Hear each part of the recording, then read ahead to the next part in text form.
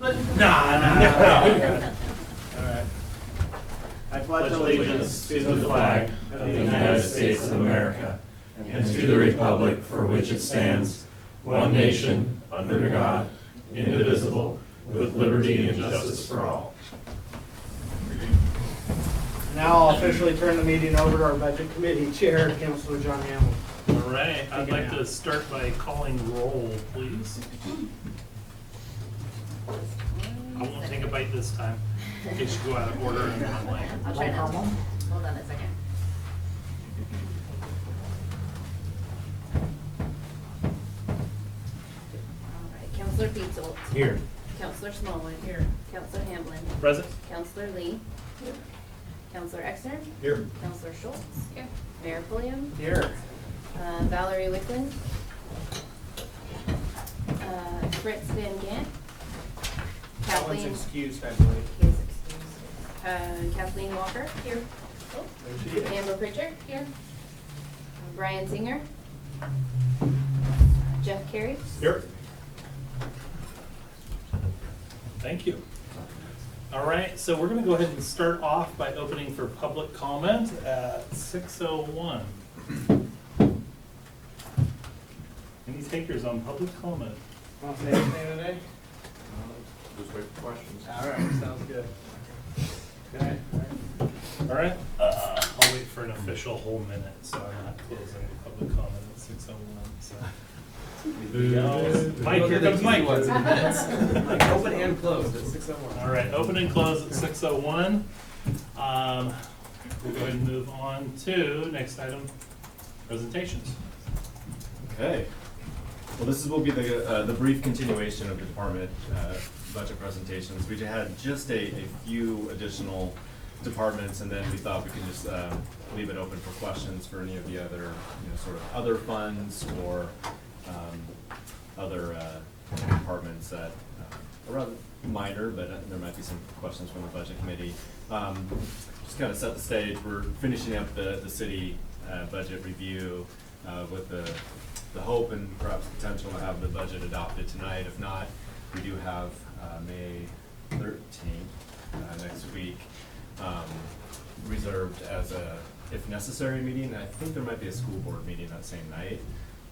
So our apologies, budget committee chair. But if we are so lucky to drive through and have a budget approved tonight, that would be great. We also have the urban renewal budget review and also potential adoption slated for tonight. Thank you, Bill and Chris, for being here tonight. But first is finishing up the city budget. So just really briefly, one of the departments I want to start with is the mayor and council budget. This is actually a general revenue supported department. Historically, there was some indirect service revenue. I kind of see this as the most direct service department, directly elected direct service department. So I made that shift to go all resources coming from general revenue. Am I not? Oh, I'm getting wrong. There we go. Okay. Oh, nice I can't size. see it on the screen tonight, so I'm okay. Yeah. So the mayor and council, really, they're all volunteers. So our council and the mayor don't receive any salary or stipends. They do get reimbursed for expenses related to their service as city councilors. We do budget for conferences, for memberships, organizational fees, like the U.S. Conference of Mayors and the Greater Portland Inc., and things that councilors participate in on behalf of the city.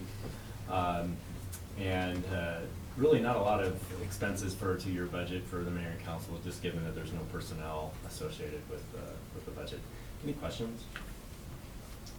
This is councilors on the budget committee. Ultimately, this is your budget, so.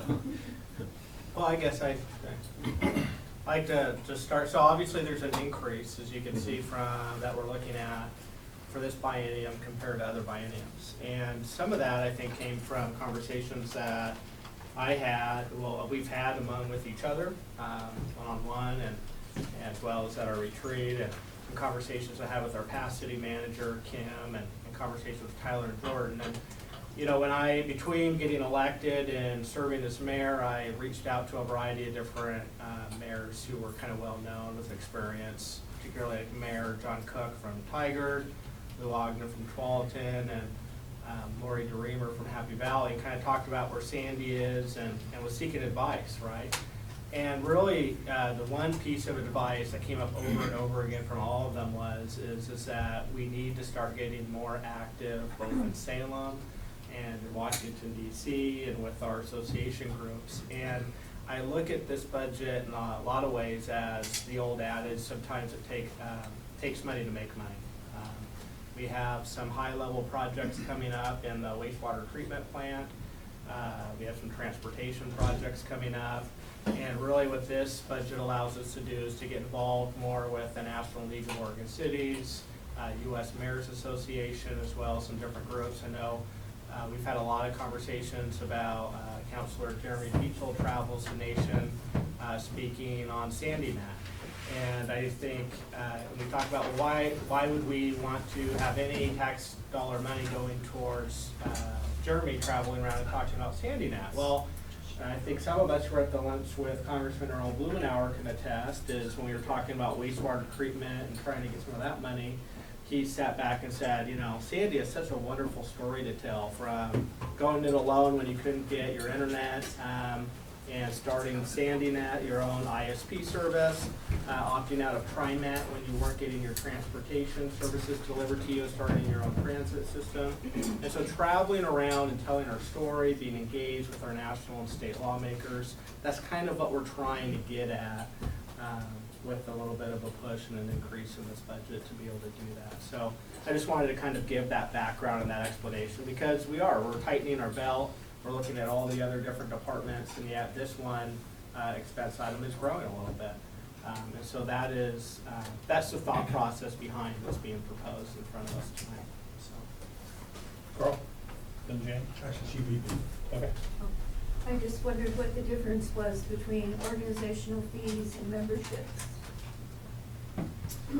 Organizational fees are more of the citywide where everybody benefits versus, correct me if I'm wrong, this is traditionally how I've budgeted these two different line items. And then memberships would be, you know, individuals like the U.S. Conference of Mayors, which would be for the mayor. Organizational fees would be Greater Portland Inc., League of Cities, and those type of memberships. And then, so for conferences too, I mean, one of the approaches here with this budget, we got several new counselors, a new mayor, allowing some flexibility that perhaps, you know, after several years with the mayor, council, there may not be as much of an interest in attending things like conferences if you've gone before or something like that. Maybe there's different interests. So, you know, having enough funding for a few counselors to go to the National League of Cities conference in Washington D.C. to make an appearance there, to, you know, as a group attend the Oregon League of Cities conference, which can be a great team building, but also an exercise that again can maybe bear fruit if you're meeting with, you know, your representatives. So, you know, I didn't want to. Again, it's the council's budget, so I didn't want to you know, remove anything like that from taking that opportunity away from new councilors and the mayor. Carl? Yeah, I really, this is really a right what we do, but I want to suggest that we ask the other departments to slim it down, no increases other than being able to get by. And I'm just wondering if we kind of push this a little bit so that we don't have, you know, an increase, what's that, I can't. 17,000. Can't read it. 17,000 over the buy-in. 17,000. Just wondering if we shouldn't be thinking about how this one, you know, contributes to the increase in the budget when others of us, the departments have said, we don't want to see increase, we'll put the money as a budget committee in places we want to when we get to that point. So I'm just concerned that this one does show an increase when they ask the others not to. Jeremy? Yeah, I think this is good, and here's why. When I first got on council, this is my 13th year, I didn't go to any conference, anything outside. Didn't really feel it was right until the finishing up my 4th year, went to the National League of Cities, and I went there with 2 other counselors and learned so much. Came back away from that with kind of a rejuvenated, like, wow, changed my mind completely. I was there with Lois and with Olga, and, well, that's just a party. But anyway, but we came back and you know, from the parks and the information we were bringing back, we then turned around and saw that. Coming out of that is what got us the position that David is in now, the economic development coordinator type position. That came out of that conference, as we learned and knowing, what are we doing? What are other cities doing? You know, we're not doing this alone. There's thousands and thousands of cities all over. And that's just one example. The whole part with this fiber and the safety net and everything came back from when Joe and I went to the NATOA's conference there and came out of that. That idea and everything was fostered a little bit before, but that's what got us the information and being able to do that. That's hugely changed my opinion on that. A lot of the things I have gone to has been out of my personal fund that never have been reimbursed by the city. But not necessarily that's fair for everyone that can be able to do that, right? So I do think it is, you know, the right thing and beneficial to the whole community, because I can say from those examples, those have benefited the entire city. Yeah, I'm not arguing against that part. I think that's something I've very advocated of. I just wanted to be reminded that actually it's almost 18 grand is increase that we're just at the front end, I guess, proposing an extra addition. So just want to be cautious of it, want to be able to be aware of it. So that we do talk about where those monies go at the end. We know there is some 18 grand in our budget. So Tyler, I know we've got our actuals up there for 15-17. Do we have 17-19, what we spent so far? Because we're kind of tailing out of the end of the biennium. Just to see, I mean, we started with a deficit because of the rollover negative balance from the previous biennium. So we actually have more than just that difference between the 48 and 70. Like $2 grand or something. 1,900 was left over. We also had less counselors. Yeah. So as of April 30th, council had spent 52,600 total. That's the 2 months left to go. I have to look and see. I don't know offhand if there's any expenses, like large expenses coming up in the next, 2 months. But I can do some research right now. I think Dan was gonna go all out at the C4 conference, if I remember right. So I'm just wondering if it needs to be that big of an adjustment. So if we're at 52 and we have budgeted 70, we're starting with a much larger beginning balance. We're adding 73 more to that if we actually need to do that entire amount. It might account for, it might account for some of the estimates rolling through, because you have 15,000 for beginning balance when you started with a negative balance in 17-19. Because if we're spending 54 with a $7,000 hole, we're not gonna spend 87 in that biennium. So it just seems excessive, even if we do send folks to a lot of stuff. John, one thing was last year, only 2 of us went to Lake Oregon cities, and really everybody should be going to that. Yeah, and we're talking about doing a additional welcome moves too. I don't know if that's gonna cost us extra. And I'm just looking at if we're at 54 and we're asking for 87, that's a huge gap, and I totally agree. Even if we sent everybody in this room to League of Oregon Cities, we're not gonna spend 20 grand doing that. Yeah, hopefully not, unless we all get penthouse suites. Which I will. Okay, so we got a couple counselors. We have a new counselor. We don't sell our lifestyle. Only blue M&Ms in the green room. And I just wonder if we want to have a little bit lower of a threshold and then approval to go beyond. Because I know you've had a couple of trips where you've been asked to go somewhere and we brought it forward to council for approval. And so just so we have a somewhat less of an increase when we're asking city staff, I just think it's good leadership to not. Well, we just look at Tyler to give us a number or two and figure out where we're at, then we can pledge, because we may be may not be as much as five, or maybe as much, so. Yeah, well, we've got a $15,000 proposed beginning balance off that 70,000, which was already 7,000 in the hole to start with, so it's actually bigger than that, 22. Okay. All right, anything else on this slide? There's a big increase in indirect support of 5,000. Is that because of hers and some other things? It's the transfer to the administrative departments. We're about to jump into, over those costs. I was working on my emails because I can't get it right. Well, some of those costs would be coming up as well, as we're having a lot more meetings than we did years previous. We have staff here, correct? I mean, Carrie's not just staying here for, here in the front, you know, labels.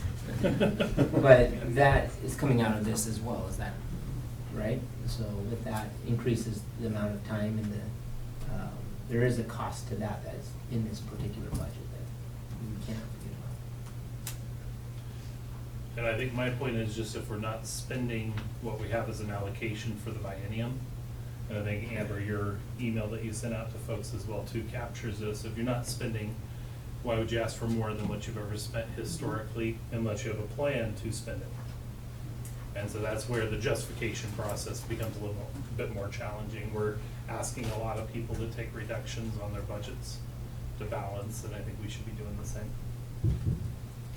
We should at least be aware of it.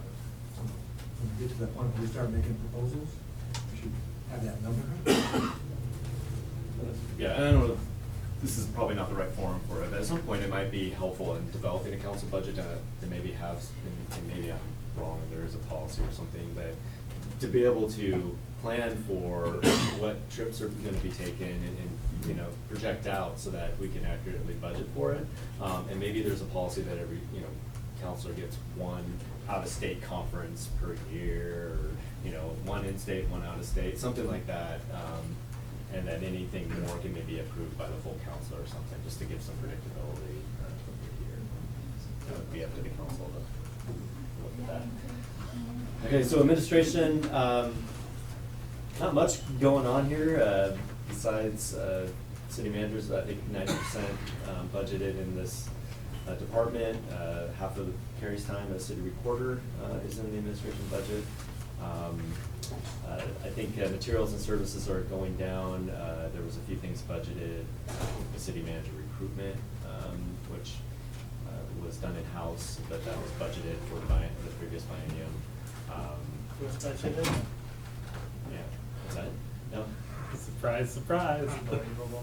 Well, I could be wrong. It was employee recruitment as a line item, as you can see in the budget.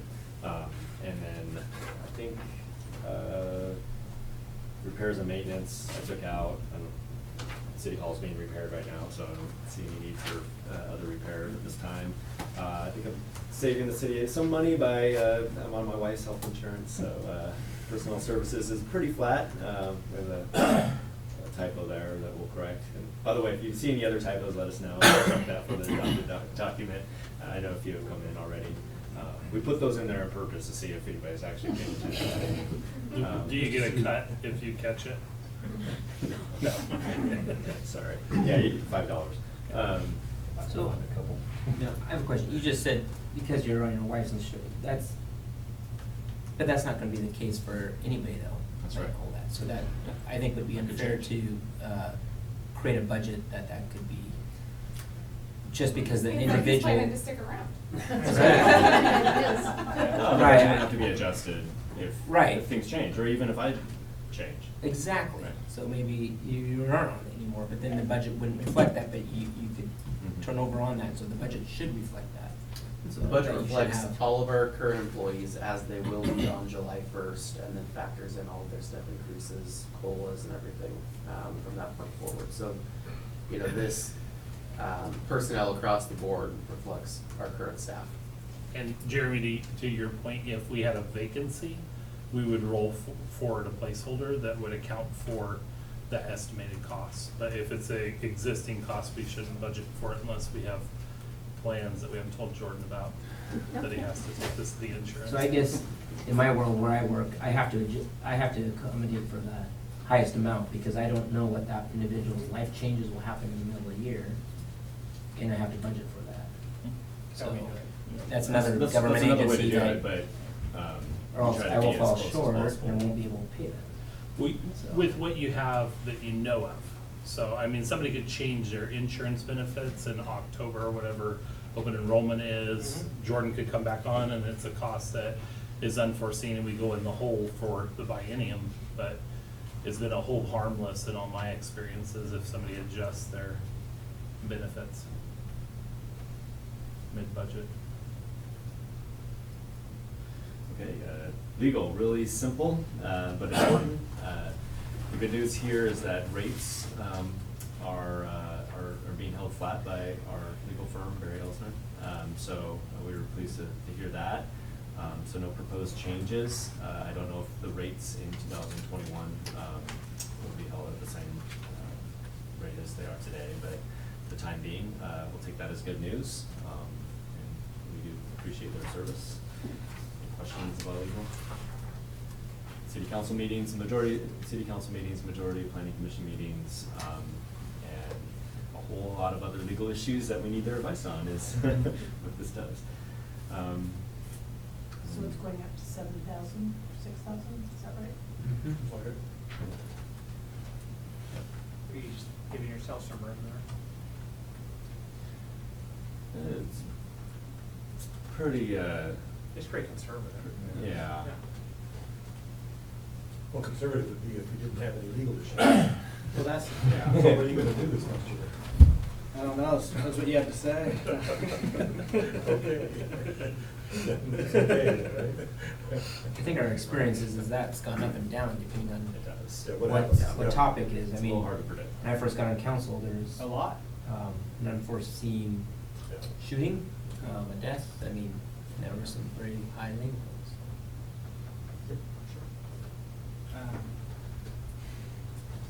Okay. All right, so we'll jump to finance quickly. Not a whole lot of exciting stuff going on in finance. The biggest driver in this budget is personnel. Right behind that is the audit. And so, see the personnel services is going up. Materials and services is staying relatively flat. It's actually decreasing by about $5,000. My budget highlight here is capital outlay. And I'll touch on this with court as well, but we'd like to replace the office furniture in the lobby area of City Hall. It's quite outdated. Those filing cabinets don't have keys for them any longer. The color is just awful with the rest of the color palette of City Hall, and ergonomically they are just not beneficial for staff that are there 9 hours a day sitting at the front counter. So we'd like to get that replaced. And then, in line with what we've done in the past, having some money in contingency for any unforeseen circumstances. And then municipal court, also not a lot going on with this one. There's actually a reduction in the amount that we've budgeted from general revenue. And the main driver for that is that we've just increased efficiencies substantially within how we process our municipal court. Rookie question. Yep. If we could go out and get a traffic cop, should we put more money into our court system? I mean, you could argue that. The most time-consuming part of the court process is, or in the past, has been getting the citations into the actual court software. The actual handling of day-to-day court processes is relatively streamlined. And thanks to our IT department, we have a really quick and easy way to import now all of the citations with just a couple clicks of a button. There's very little hand entry that happens. So even with an influx in citations, if we do get a traffic position, I don't think that we'd have to allocate any more time to court other than 2 Mondays a month, maybe an extra hour. Okay. And I don't think that's significant enough to really impact this budget one way or another. The only other revenue that comes into this budget other than general revenue is the payment plan fee for anyone that has a citation, and sets up a payment plan. That comes into this budget, everything else goes to, the police budget. So, you know, the more citations that we issue, probably gonna be more people that are doing a payment plan, there'll be more revenue to help offset any additional, costs for administering the municipal court. And maybe this is a question for Ernie, I'm not sure, but, so to help everybody understand, when they write tickets and there's fines, it shows for the for the revenue, there's $5,000 in fines coming in, and everything else is getting paid out of general fund. And so I guess I'm just curious, does the money that we raise in ticket fines pay for municipal court plus the police? Yeah, so the money, citation revenue goes 100% to, the police budget. Not 100%, because there's some county and state fees that are on those citations, but the vast majority of it goes to the police budget. The only fines and fees, that $5,000 there, is just for payment plans. So when a defendant, can't pay in full by the Friday of the week of court, we implement a $50 payment arrangement fee, and then we make monthly payments until that citation's paid off.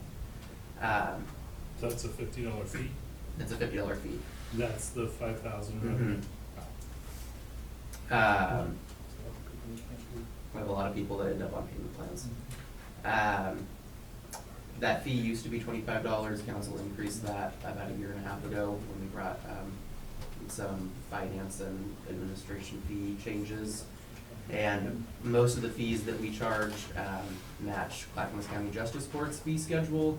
And the reason for that is that our judge that we contract with here is the same judge that Clackamas County Justice Court uses. So we try to just be as streamlined and consistent as possible between our court and their court. Does that help answer your question, Kathleen? Yeah, I just kind of thought it would be helpful to have a more connected, the fines first cover the cost for services, like municipal court operations, and then what's left over would then go to, it's just different pots of money, but it would seem more transparent to Yeah, I have think correct cost for services from where you're raising the revenues then. from our perspective internally, I think that this way, it allows for the municipal court to be impartial. We have there's no crossover between what happens in the police budget and what happens in the municipal court budget, so no argument can be made that, we're gotta fund ourselves first. We try to keep that impartiality and, really keep those two separate So as much as Carl, we're possible. going to go to Jeremy and then to So Carl. those funds don't go to like the traffic cops, wages or anything like that? No. The only salaries that the municipal court budget pays for is our court clerk, part of the utility clerk for backup, a tiny bit of Carrie's salary since she's the backup, and then a small portion of the code enforcement officer's salary because he acts as the bailiff on court day. So I'm going to go Carl, then Jeremy. Sorry, and you might just answer that, but the FTE, that was part of the Oh, yeah, this is 0.63 FTE, and the decrease, where is that? It got absorbed in other departments, so finance went up slightly from 2.4 to 2.55. So part of that went over into the finance department, and then I think that leaves like 0.2% difference, and that was absorbed possibly in administration. So why would it be absorbed by those departments instead of keeping it in this? The reallocation of time, so there's less time being spent in municipal court, so our court clerk is doing more, or excuse me, our utility clerk is not having to back up court as much, so finance picked up a portion of her salary to do additional finance-related tasks. So there wasn't a change in the number of bodies or the number of hours worked, it was just a reallocation of their We don't have salary less distribution. court time. We have less time budgeted to work on municipal court. But our because judge we're is more- still here. But our judge is still here, yep. So no change in bodies, just redistribution of where they're allocated. Anybody else? All right. They're getting smaller now. Let me scroll, hold on. Now, which page is this on? That is gonna be on page 48? 49. 49. 49. So non-departmental, this budget is really sort of the catch-all, for lack of a better phrase. Anything that's specifically related to the city that can't be allocated to a specific department or a specific function kind of gets absorbed into this budget. It's funded in two main ways. The first is with general revenue, which helps offset the contingency, the amount that we want to have in contingency. And then there's some indirect service revenue that comes into this department as well, and that is most of the other departments or funds within the city pay that indirect service charge, and that just helps offset those costs that can't necessarily be attributed to one specific department. Everyone pays in, everyone gets a benefit out of it. It's kind of the most basic level of explanation for that. I need to make this bigger, sorry. As far as expenses go, we're decreasing on materials and services. We don't have any personnel budgeted. There used to be some part-time summer help that was paid for out of this budget. We don't have any plans on that right now. Minor debt service, which is related to the pool car. Some transfers out, which go into that facilities maintenance fund, help pay for building improvements and facility upgrades, not any department within the city. And then we have about $805,000 in contingency, which, as we touched on earlier, is 5% of the overall operating budget of the city. Yeah.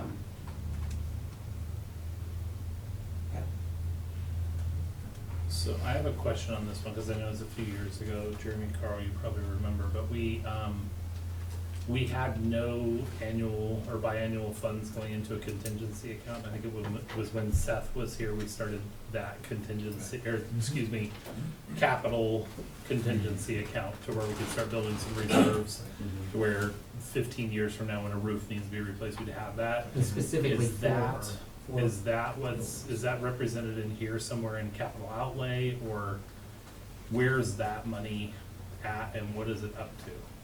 I believe you're talking about the facilities maintenance fund. Yeah. So that's $85,000 per biennium that we've been transferring over there. Is that transfers on that second to Yes. last line? Yep. Okay. And then what do we have total in that account now? I believe we Are we have spending it for the on this upcoming budget right now? biennium, $440,000 total. Let me get to that page. Hold on. It's just- Page 86.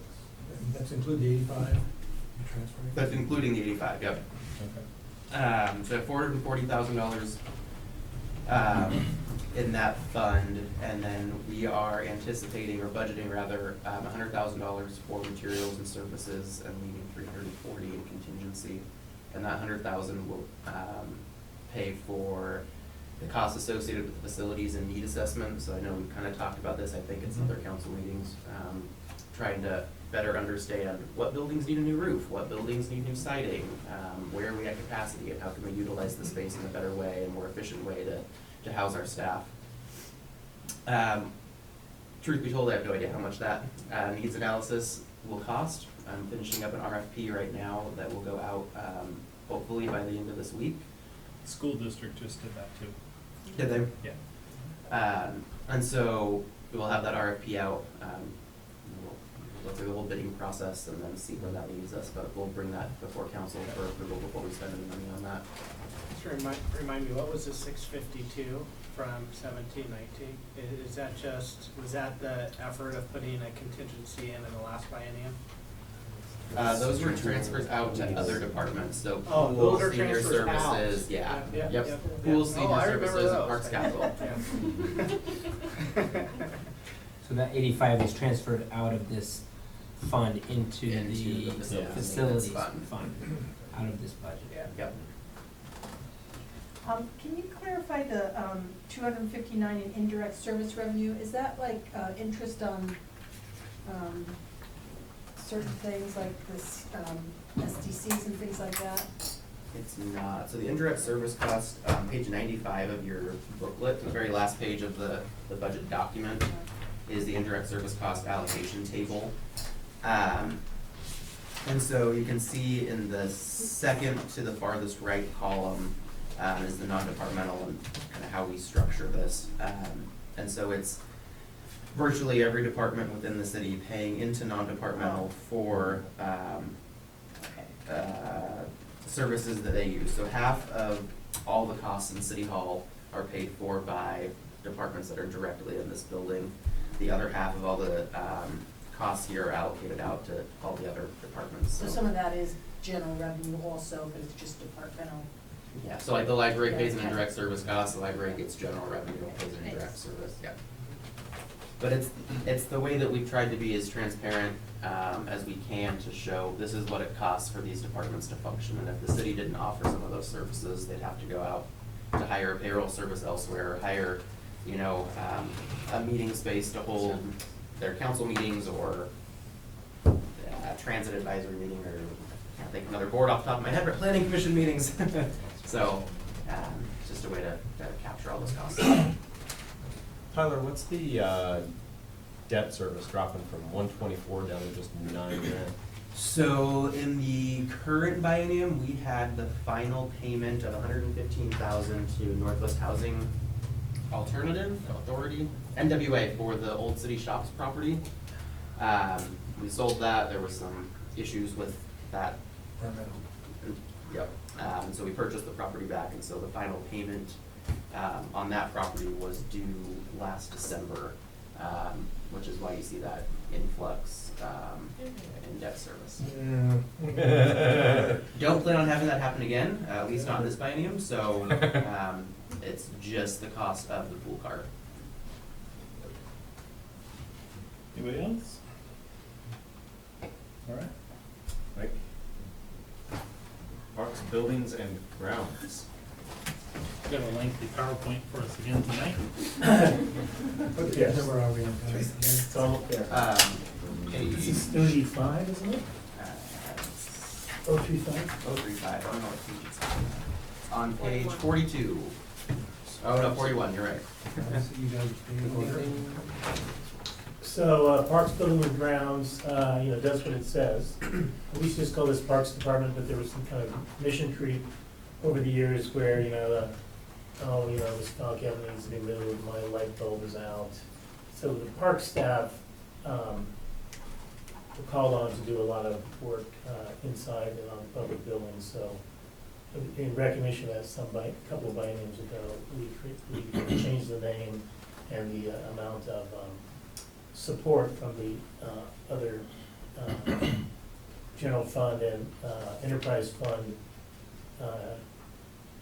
departments that own buildings pay towards that too. So and this is good, it helps us keep track of what it costs to operate these buildings. Before, when it was just buried in the Parks Fund or the Water Fund or whatever, you really had no idea what it cost to maintain these buildings because there was no revenue source for them.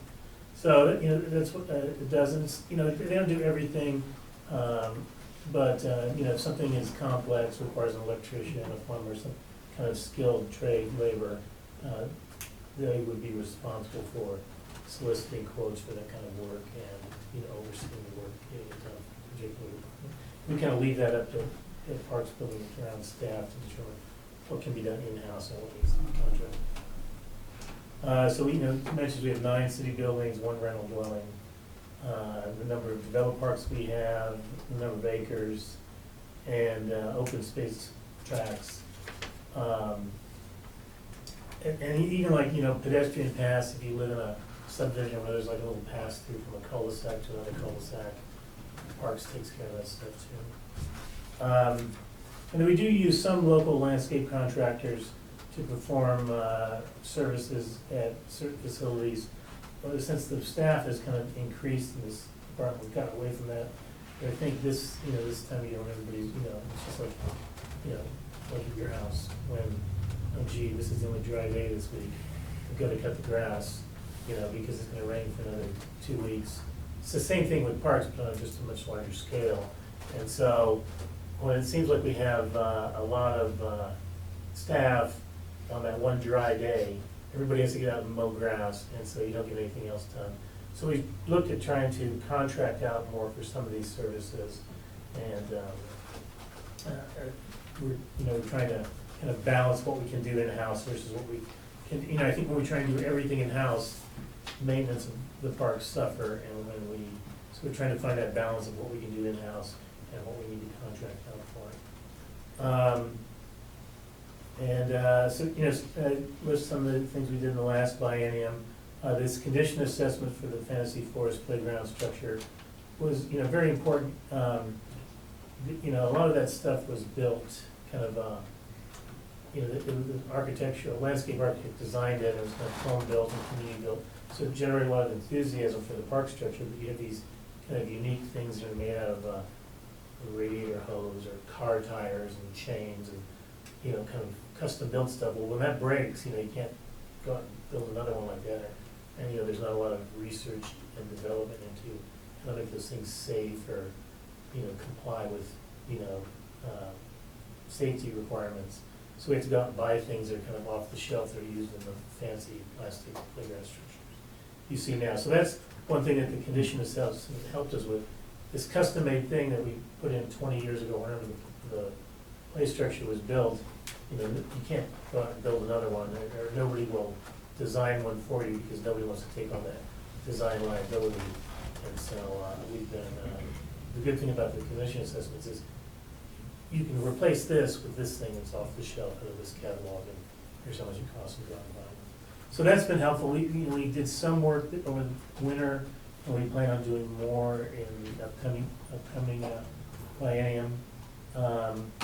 We did add the kind of personnel budget in this department has moved around a little bit. When the aquatic center opened up, we funded, it was kind of like, by the way, we need to find some work for this pool maintenance technician, and we fund half of their salary out of parks. So in the current biennium, half of the salary for that person was funded out of the Parks, Buildings and Grounds Fund.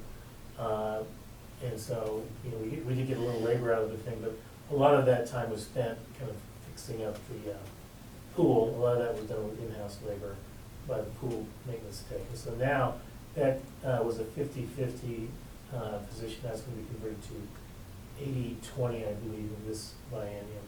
So 20% of it will still be coming out of the aquatic center budget to do whatever it takes to kind of keep the pool active, while it's out of use, and then the rest of it will come in parks. So so you can see that our FTE staffing has gone up. We have 2 full-time staff. Now we're going to have a 0.8 FTE, and we have a summer seasonal that works from April through October. So we have a half-time person as well. So hopefully this year we can get a lot more done.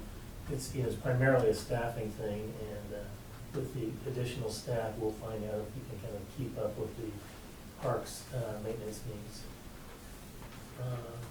And then some of the improvements in the this fund, they're not identified particular. There may be, I don't know if they made it into the budget document, but we have $45,000 for parks improvements. That primarily consists of cameras and lighting improvements in various parks, and some drainage improvements at Cascadia Village Park. The cameras, it's kind of there's a relationship between having cameras in parks and vandalism.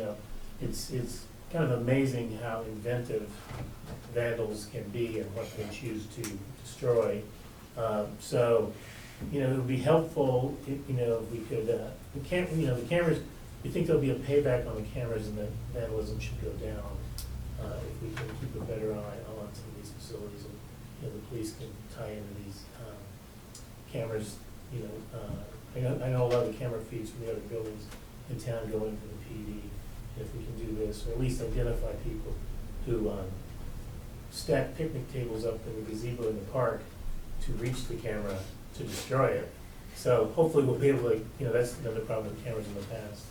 And so, hopefully we'll be able to kind of reduce vandalism and some of these costs with the cameras.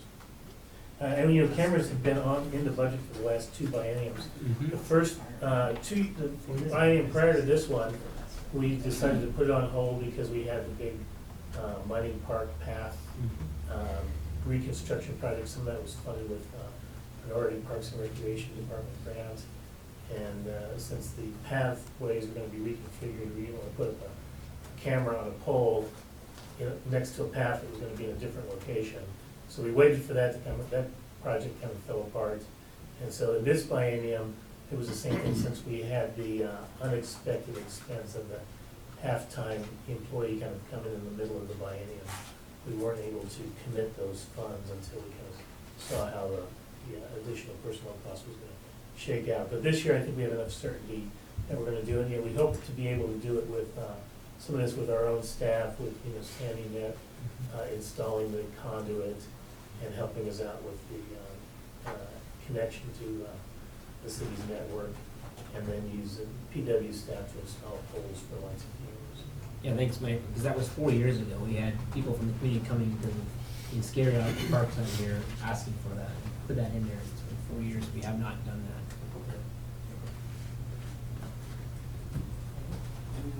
Go ahead, Jan. Yeah. I was noticing the utilities went up 150%. Is there something different in this biennium? Yeah, it's primarily irrigation costs. We weren't irrigating, or not, we used to use the pond in Sandy Bluff Park for irrigation, but we really don't have a valid water right to do that. And then, that pond level, especially last year was a very dry summer, it isn't a reliable source of irrigation. So we put in a water service at Sandy Bluff Park, and we'll still use the pond there as much as we can until Water Resources Division finds out. And then we'll supplement it with, potable water. So that's a big cost. And then just, better irrigation in the other parks. Power costs too, there's a lot of talk, I think I don't know, have we done Parks Capital yet, Kelly? Yeah.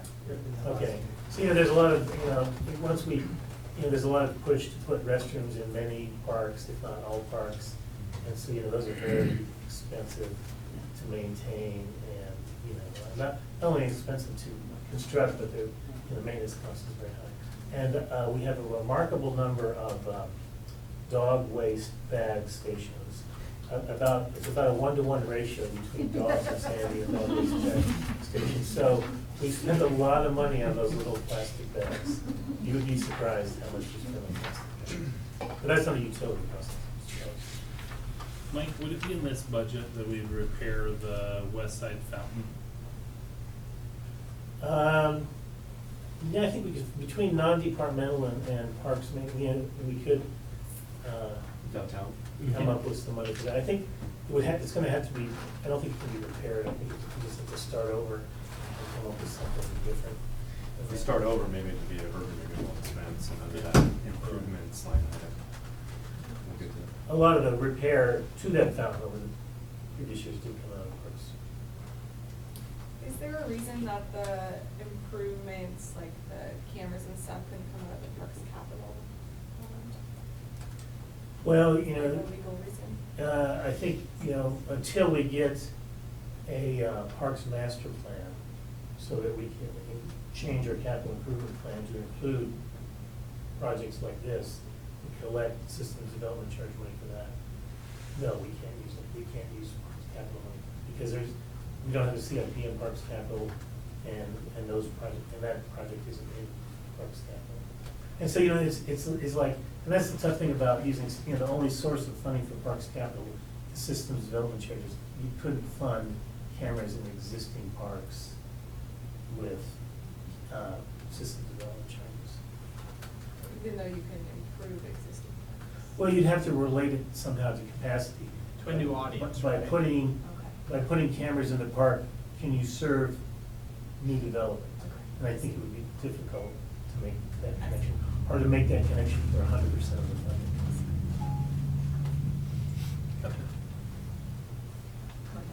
Oh, I was just wondering if we found out where that gazebo rental revenue is going. So, I believe that I just inadvertently, You must have paid it like me. Didn't. I paid that fee before. I'm curious where that money goes. I didn't actually, Oh, but really? we did look into it once. Yeah.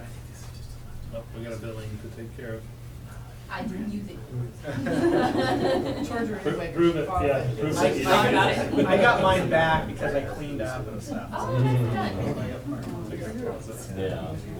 You can use it, it's just that you got a guaranteed time. Exactly. And it ain't cheap. No? Yeah. So it's not built into this budget anywhere, my mistake. It's about 0.00001% of the overall budget. Probably like, what, $600 a year? It's like 3,000 to 4,000 for the biennium. Yeah.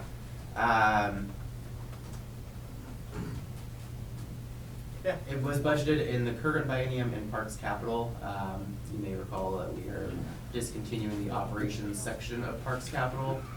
So there's a couple different places where that could, be accounted for, either in Parks Building and Grounds to help offset the maintenance costs of the gazebo specifically, or the surrounding area. Perhaps, recreation. There are many worthy, I'd like to see it. Yes, there are many. I'd like to see it go Non-departmental. back to parks, buildings and grounds, because there's so much Yeah. repairs needed with the vandalism at the gazebo and Yeah, stuff, back so to where it came that from. seems reasonable. And it correlates to that. One of the other questions I had was, as we move forward on our parks master plan amendment, the need to try to figure out and get a hand on what parks maintenance costs us is kind of clouded by the virtue that we've got, all the buildings and grounds built into the budget, and we've got 6 different buildings, something like that, different, and some of them are old and take a lot of cost and maintenance repairs and all that. Is there any way to kind of try to get a handle on breaking out buildings and grounds from parks and trails maintenance, operations and maintenance? well, I think there's always a balance between, trying to track down accurate cost allocations versus the amount of time it takes. And, a lot of people in these positions are really not into detailed record keeping or spreadsheet maintenance and database maintenance. So, you gotta kind of balance, gee, that's great, we've got that information, but, how valuable, it took up this much staff time to gather this information, and, sometimes just kind of a educated guess might prove just as, might end up with the same result. Well, but these buildings are, there's the IT buildings, there's, they belong, the community services buildings.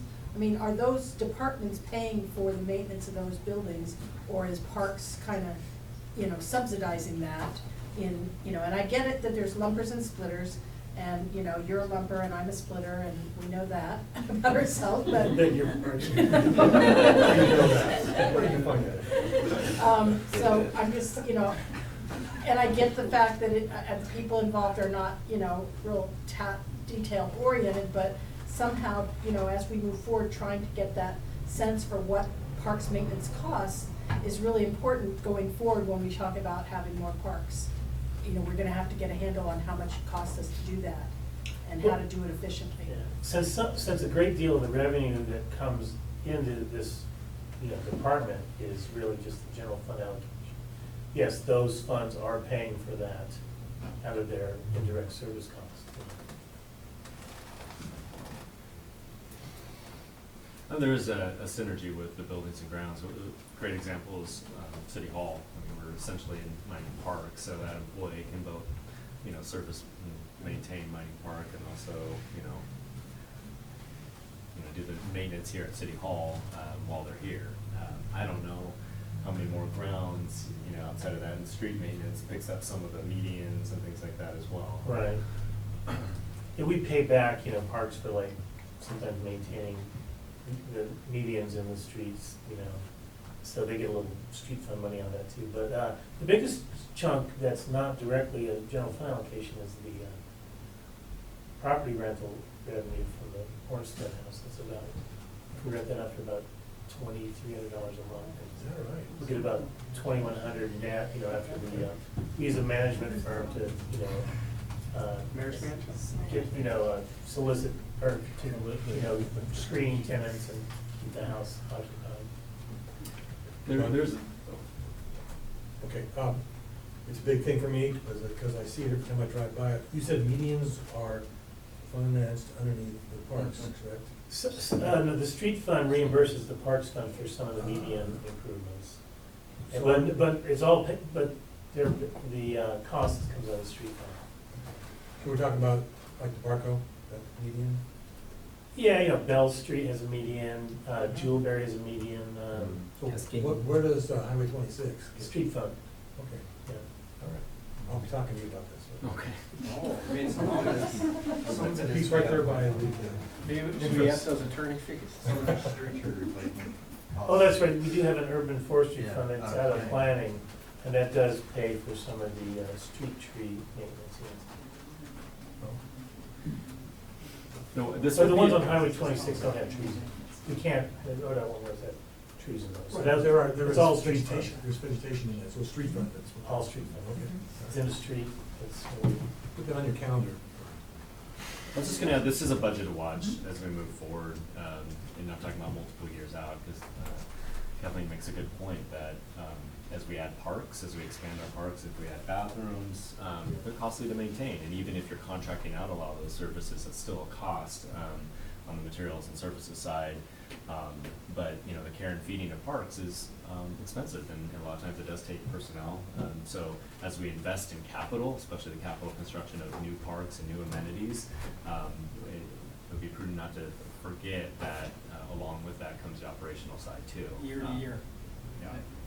Well, and with increased bathrooms comes increased vandalism. Yeah, and you know, the community campus is an example of that too. We've talked about how that budget includes not just the aquatic center, but also the campus as a whole for maintaining that property.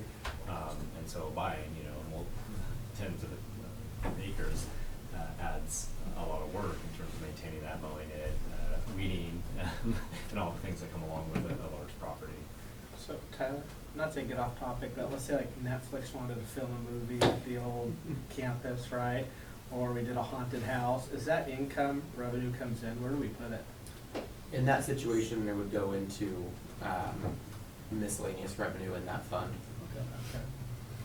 Same thing with, we do get money from using the, teams using the fields, right? In the back of the. No, not currently. Not a lot. We're not charging, because I know at school, we're charging quite a bit. We're Um, not charging much at all. My understanding, currently it's more of a, and this is in a lot of our parks, it's first come, first served. So if you go there and want to practice there, it's at risk. If, you know, another team's already on the field using that before you get there, then you're out of luck.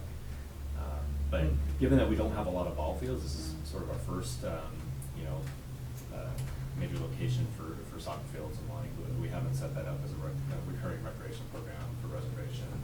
I'm only looking at that because I was aware that the high school was charging quite a bit of money to the different soccer teams. My understanding is if we were set up for it, we just probably don't have any clients right now.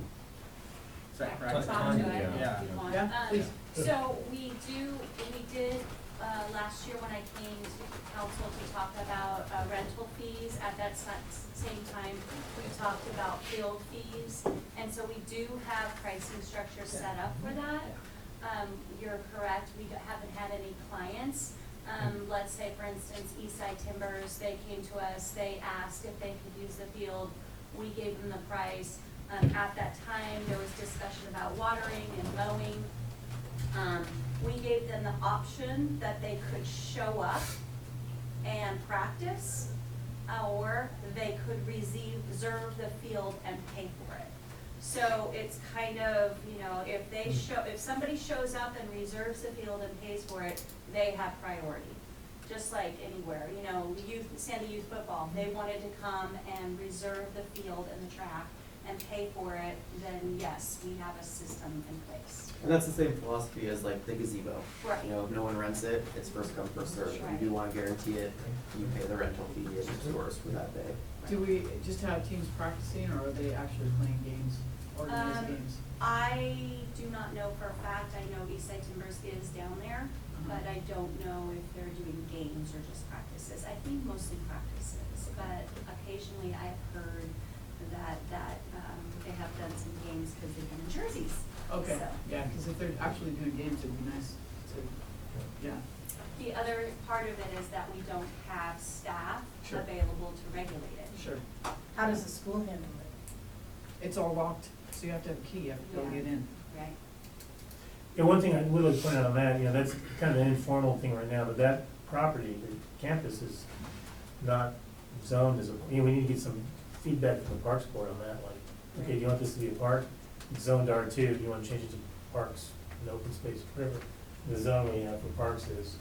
And then, so then you start charging money for facility use, and then it's like, okay, well, we want the grass cut, we want it to look like turf, not just like, we mow it in the spring, and then once it stops raining, we're done.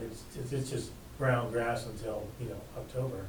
And so then people, expect a certain kind of care, they expect irrigated fields, so it's a big, kind of a slippery slope once you convert something like that to parks, to a park that you're charging fees for, that people expect service in return, so that's kind of. You may never get it back.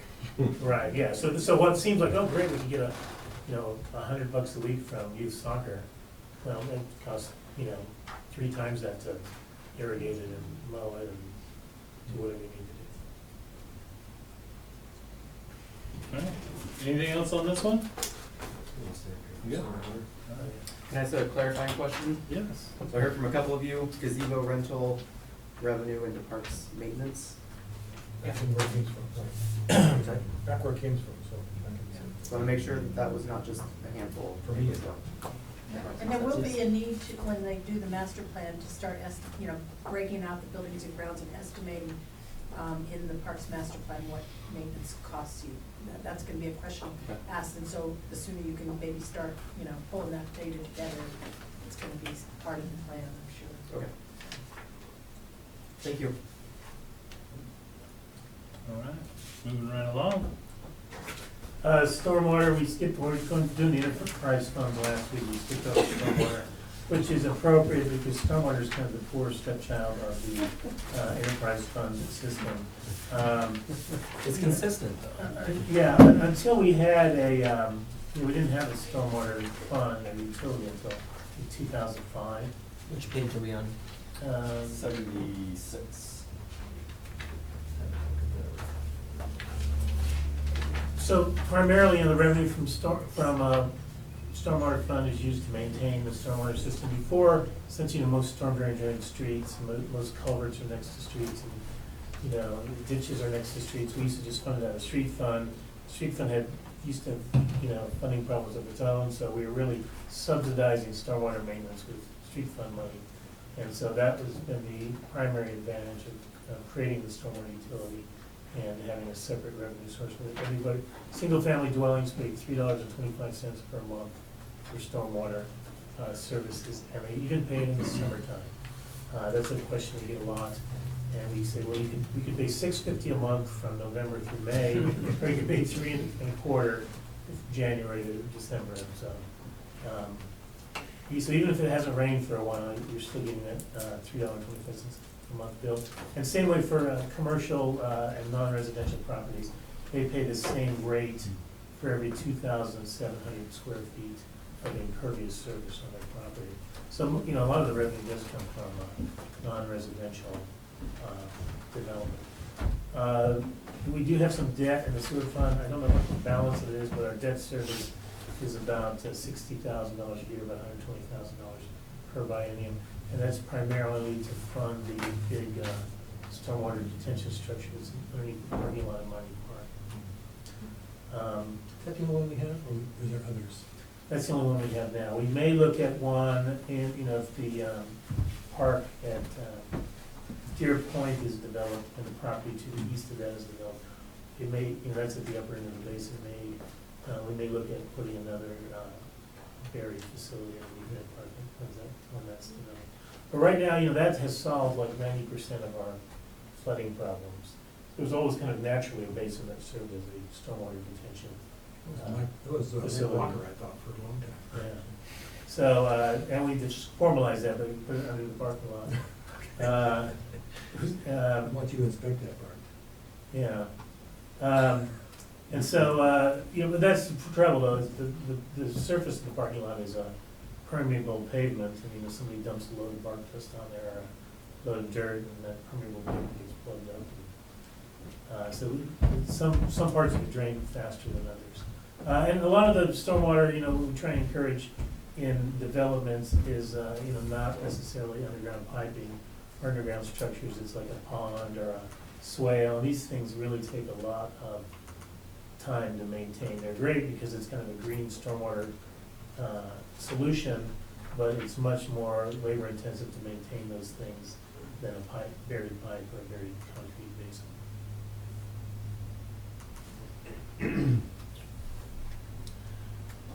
Anything else on stormwater? John? Yeah? Yes, there was 415,000 deleted from beginning balance. Where did that actually go to?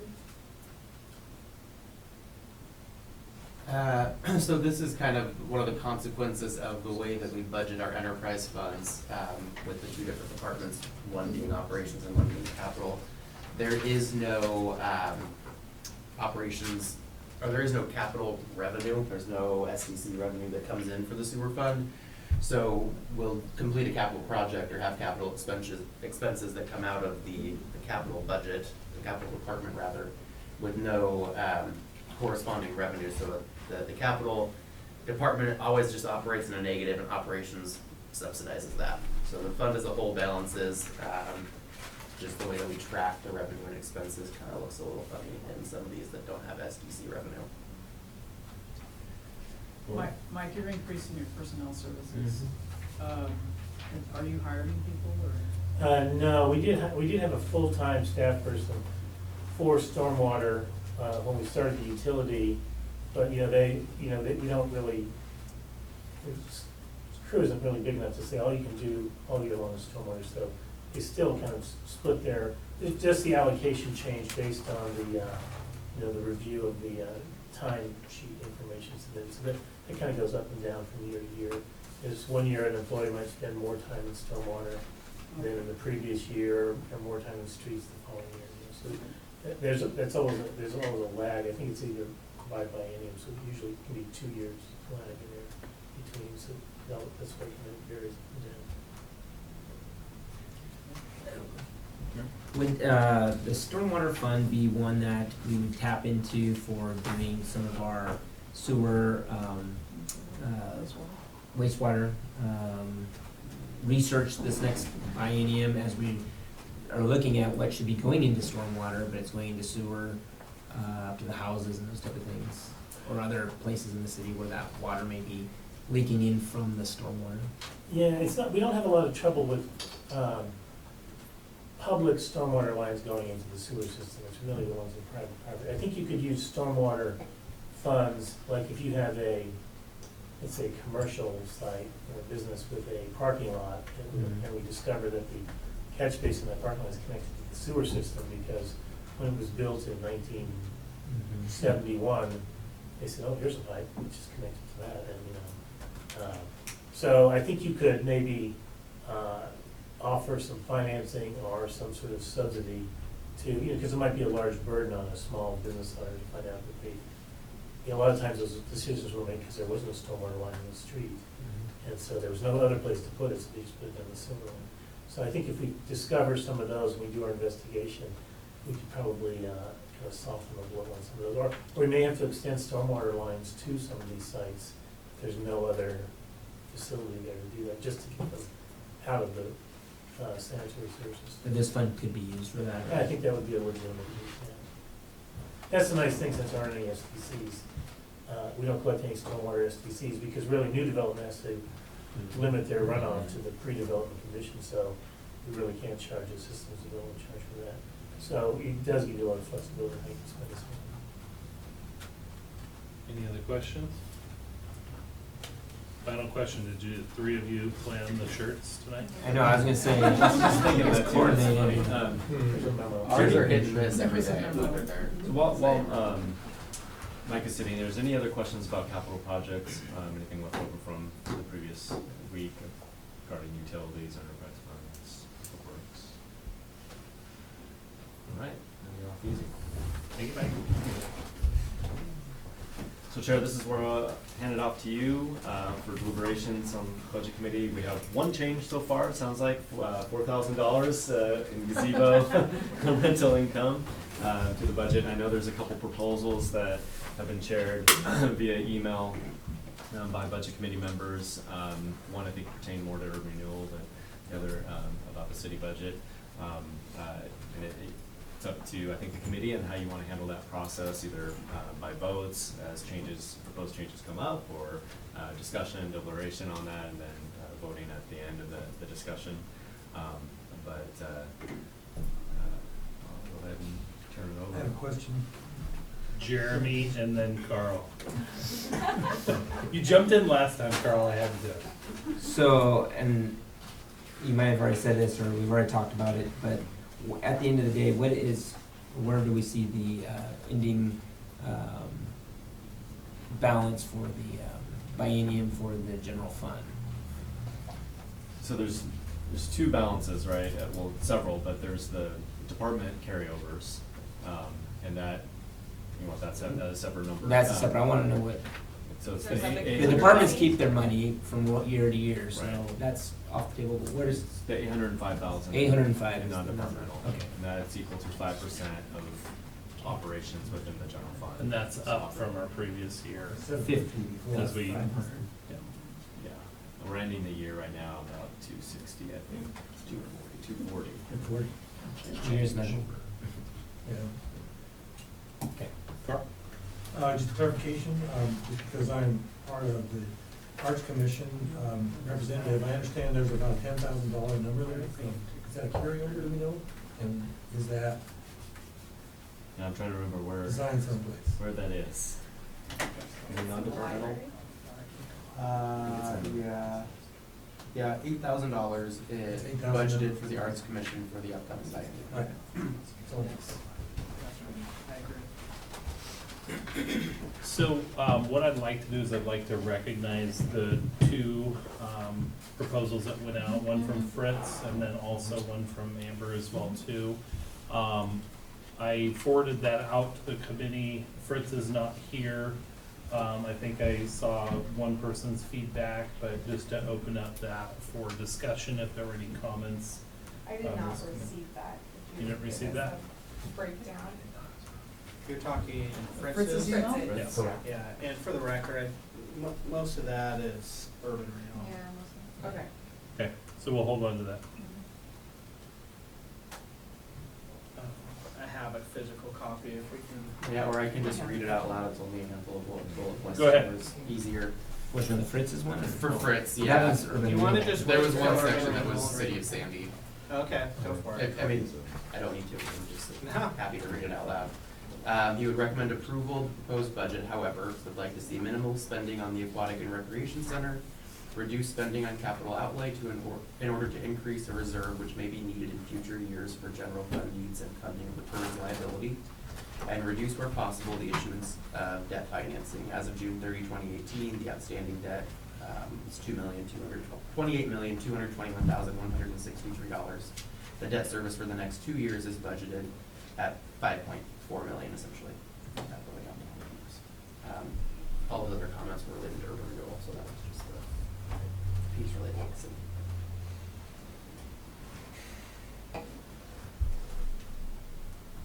And I have a few paper copies of Amber's proposal, if anyone wants to see.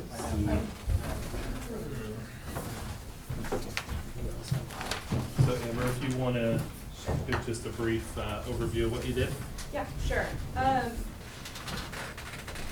Well, I went back and watched the police work session, which Tyler recommended, and I appreciated that. It gave me a lot more perspective about where we're coming from and kind of where you guys wanted to go with that.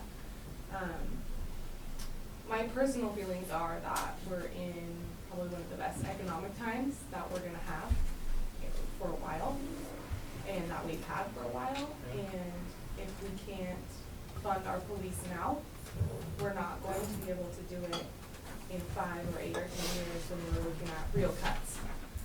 So I think we have an opportunity to kind of reprioritize the city's budget and where these funds are going without making really harmful cuts elsewhere. So I just kind of took an approach that pennies add up and went back and looked at what's been spent this biennium and what's being proposed and what makes sense. And I think, you know, the general nature of budgets is that you overestimate your expenses and underestimate your income, and it's good to be conservative in that way. But I don't know that there's a necessity to, you know, there's a balance there. And when we're asking everyone to tighten down their belts, I think we need to look at small cuts across the board.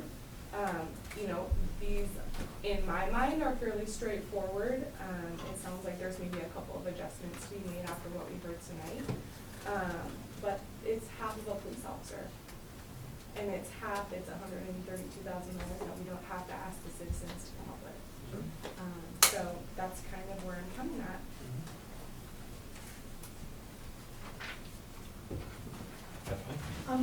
I had asked, I was kind of awkward because I was real awkward, I was in Hawaii, but I was on the phone. But trying to listen in and all at the last meeting. And one of the concerns that I kind of had expressed at previous city council meetings is the concern that we are supplementing the cost for school resource officers outside the city limits. And so when we talk about $132,000, you know, the cost of our police officers, $160,000 with PERS and all that, without a belt or vest or gun or anything, a vehicle.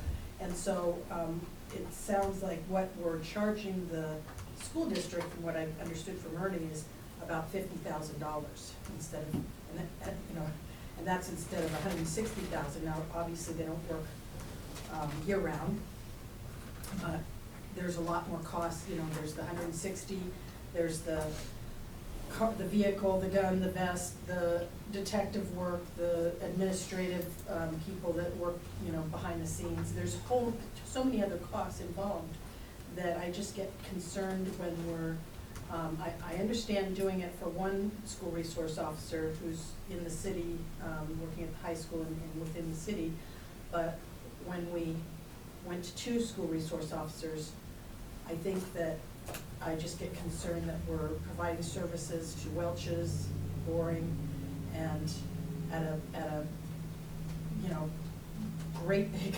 subsidy, given that we're only charging them $50,000 for that school resource officer. And that helps them not have to have as much vice principals in charge of discipline and things like that. It kind of helps out them to not have to fill their staff as much, because that school resource officer is there doing what they're doing. It's a very important program. I really support school resource officers, I support the police, but I'm also feeling like their budget is far larger than ours, and we need to be able to offer those services and cover our costs. And that, you know, that's kind of something that, you know, if we're looking to bring in more funds, we should be looking there. Not totally, you know, we're not gonna totally ask him for the total cost of what it costs to do that, but $50,000 is far short of what it costs to provide those services. So I think just for informational purposes, Ernie's not here tonight, but we did ask about that in the previous meeting with him. And without going into great detail, he was tiering up the charges over the next couple of years with them. So we have been giving a pretty low cost, but he had mentioned working those up. I don't know what that looks like. So it's 3% per year. We're under a 5-year contract with them. So, I mean, I can, you know, try to renegotiate if that was the council's direction, but I'm not sure what the budget committee direction would be under that. What year are we at in the contract? Does it count? Well, it Just happened into the right at second the year. end. The council approved it, I think, Yeah. 2018, just Yeah. recently, last 6 months, so I think it's in several years. If I'm mistaken, 180 divided by 2 is 90,000 a year from Oregon Trail School District, That's SRA. 2 years. Yeah, but 180. 45. And then 2 officers. Oh, okay. Yeah. Wasn't that part of it Yeah. though, that he's working them up to paying 50%?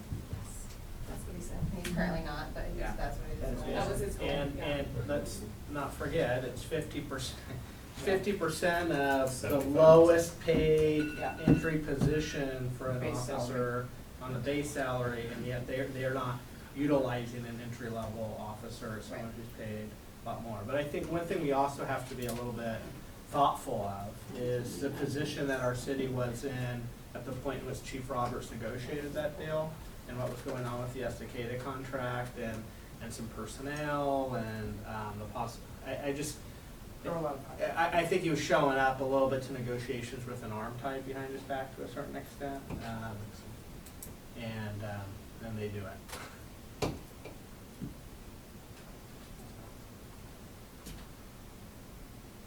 Okay. Not that that's a good answer, it's just Yeah, I the just, I answer. see us Yeah. proposing to cut parks and things Yeah, like that, right. and we've already taken a bath on the pool and everything, Yeah. so I just feel like, giving them even more is the wrong direction. Yeah. 3% won't even cover the increase in costs that we have every year, so we're going the opposite direction. Yeah, I mean, personally, I'd rather take that officer and put him on our streets. Exactly, yeah. Jeremy? Yeah, and I appreciate going through line by line, trying to squeeze more money out. One thing I do though have concern over though is in some of those we've created an environment to where we don't use it or lose it environment in Sandy, and that's been going on for 20+ years. I feel if we start doing that, changing that out there, then we'll see in following years that staff will use it or feel like they've lost it. They've accounting for that. So in some of our comments that we've had today, is this carryover? Well, you carried over so much, so you must be budgeting too high. Well, that's not the case. You got to remember, and I've been on it now. I've been doing this for this is my 13th year on council. So how many budget committees that is it was really brought into the fact that if you don't use it, you get to save it, and so not be wasteful and buying a bunch of staples is a bad example in doing that. And so there is that carryover where they didn't use it, so you can carry over to build up for what we didn't hear about is in 2 years from now, they may be trying to buy that bigger mechanical device for public works, or maybe it's the new coffee machine that they know this one's going to go up, or whatever it may be. For an example there, and so just because it's in the budget and it seems like they haven't used it one budget to another, that we need to be cognizant of that, because that's something that's unique to Sandy. Other cities don't have that, and when I talk to other directors and people of other communities, they wish they had that, because they are scared that council will just whatever I don't use, put it back in the general fund, and I'm going to use it for this special project here. And we haven't had that culture where we go our special projects here and there where we've taken money out of their budgets. They also, weren't able to talk about, if this was removed, libraries, books, removing 10,000, what that would mean to their budget, their type of things, or parks, or some of those other things. So I have concern about that. So. Good, Stan. Let the mayor speak. So I agree, especially with the state legislative background. I get the getting away from the spend it or lose it mentality. At the same time, though, right, we are looking at 8% increase in revenue this year. So kind of going back to our kind of our pre meeting where we were saying, hey, let's not just inflate everything by 8%. I don't like seeing the basis continually inflate and then rolling money forward. And while that may be, and I'm not saying this is happening, I mean, I haven't even been around long enough to know if this is happening. But what could potentially happen is that then there's money being put aside and being prioritized for future years that may not be the budget committee or the council's priority or one of our goals or whatever that we're looking to save that money for going ahead. But, I think part of what this is doing is like, I'm not seeing a lot of rollover money cuts here. One, when we had our meeting prior back when we were talking about the police budget, and we were saying, hey, let's look at PERS increases and let's look at COLA, right? To me, spending $10,000 more in library books is not, while great, that's an increase in spending that's not representative of both PERS or COLA, right? Which was the kind of our thought process going in. I feel like we're picking on that, but there, I mean, I think you're looking at, in parks, building, and grounds. You're going from 10,277 to a proposed 35,000 in supplies. Why? We're, you know, I mean, improvements, 14,568 to 45,000. So I think you were using this as historical spending is what you use as the Yeah. indicator. So just an example of how and I think I'll just kind of go back to Jordan's earlier comments and he had made when we first started this process last week, is that we do it a certain way. He's got some recommendations, suggestions to change that. I mean, this is kind of a current service level plus budget. You can do zero-based budgeting, you could not decentralize rollover, and there's a number of strategies that you could do, but I think a lot of this is gonna be more long-term and probably in the city manager's hands.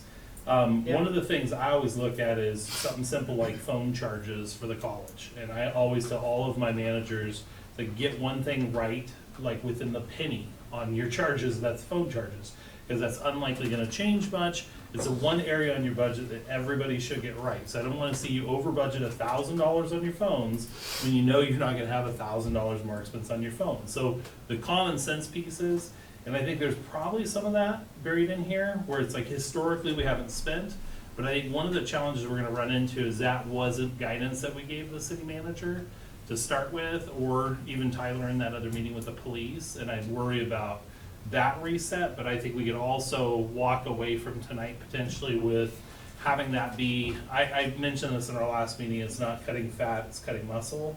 And I think what you're pointing out is there's still some fat there, there's still some over budgeting and underspending, and no justification that goes along with that, but what we haven't done is we haven't asked for that justification. So if there's a $10,000 increase, we don't know what the plan is, we didn't ask for that plan as well too, and I think that would be unfair in a sense to city staff, not knowing that that's what we would come and kind of switch the game on.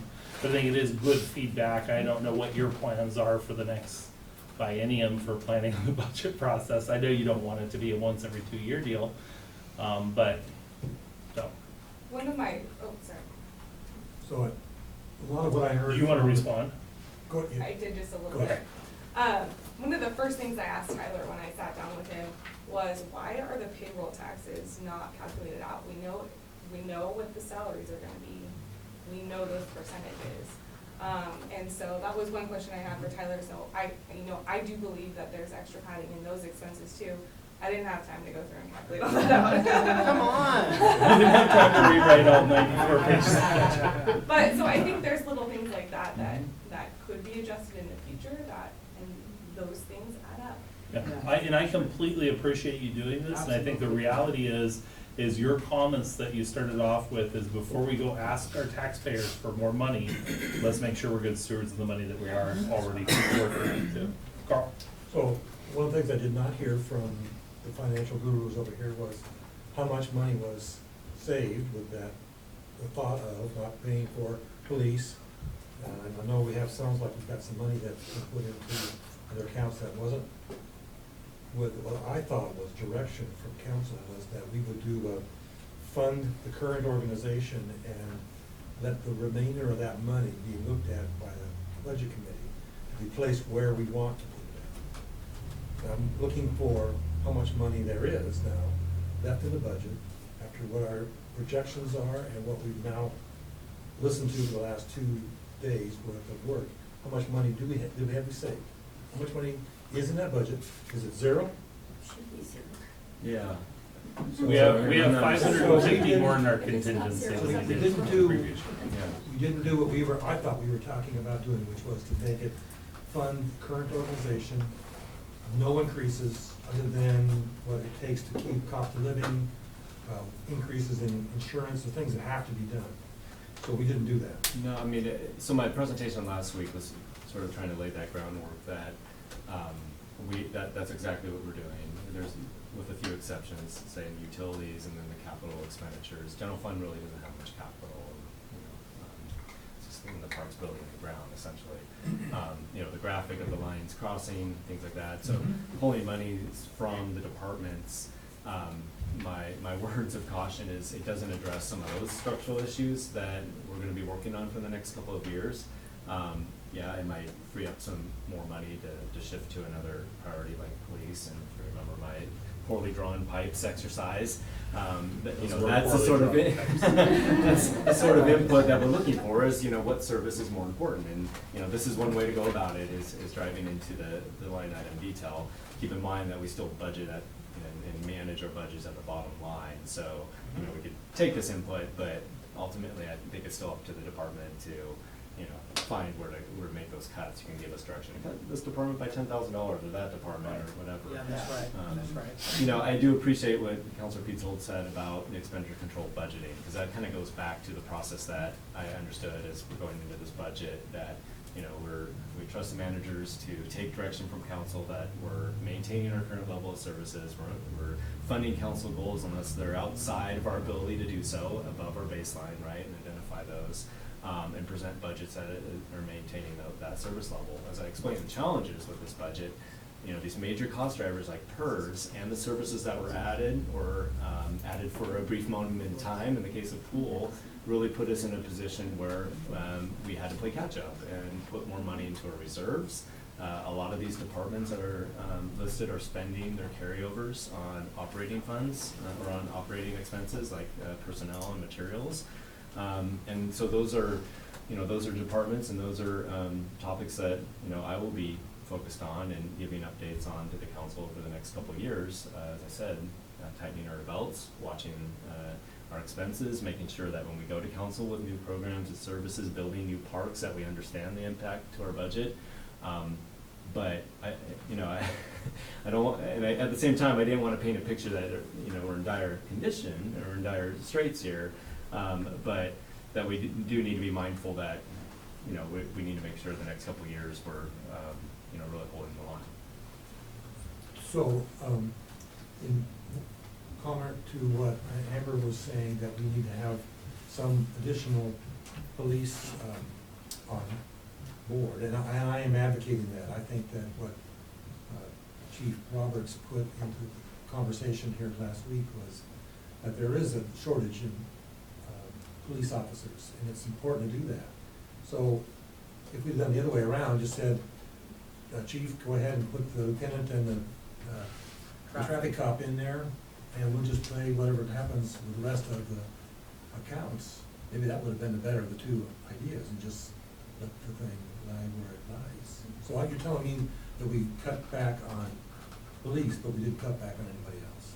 No, and that was the direction I understood from council, was don't impact other departments of services. You wanted to see the entire budget first before doing that. And that's the exercise we're going through right now, honestly, is, we presented a budget that was balanced. In order to do that, it required not filling 2 vacancies, but not filling an additional vacancy in the police department, which was that patrol position that would have converted into that traffic position. It took moving money out of non-departmental, so more general revenue from non-departmental, from our reserves into the police department, and other materials cuts in the police department to make that balance. So the budget is, $400,000 less in the police department budget to make that department balance than what we talked about. Yes, how much flexibility do we have to make adjustments, say at 1 year's point from now? We can present options for a supplemental budget up to a 10% each fund or something. Yeah, anything over 10% needs to have a formal supplemental budget with the budget hearing and notice a certain way. If it's less than 10%, it's a simple 10%. resolution. But even over 10%, 10% is kind of the it's just threshold. noticing the public hearing Mhm. and adoption of it. And we approved how much, $600 and something thousand as a supplemental budget? Sorry. Yeah, it's been done. In just next year. Kathleen? So, we've increased the, general revenue allocation to the police by $1.1 million from last year, when they were also policing Estacada with at least 4 policemen, so we're not doing that. So even with that, we're increasing at 1.1 million. And I guess I guess one of my questions is there seems to be interest in having a traffic cop. How come, was it explained to you guys, or you can pass it on to me, that how is it that we have 17 police officers now, and No. I think we've got 13 and 4. that's what the number that Ernie gave me. when Total he- FTE. Total maybe with Well, 2 anyway, men people. That's two. I guess my question is that,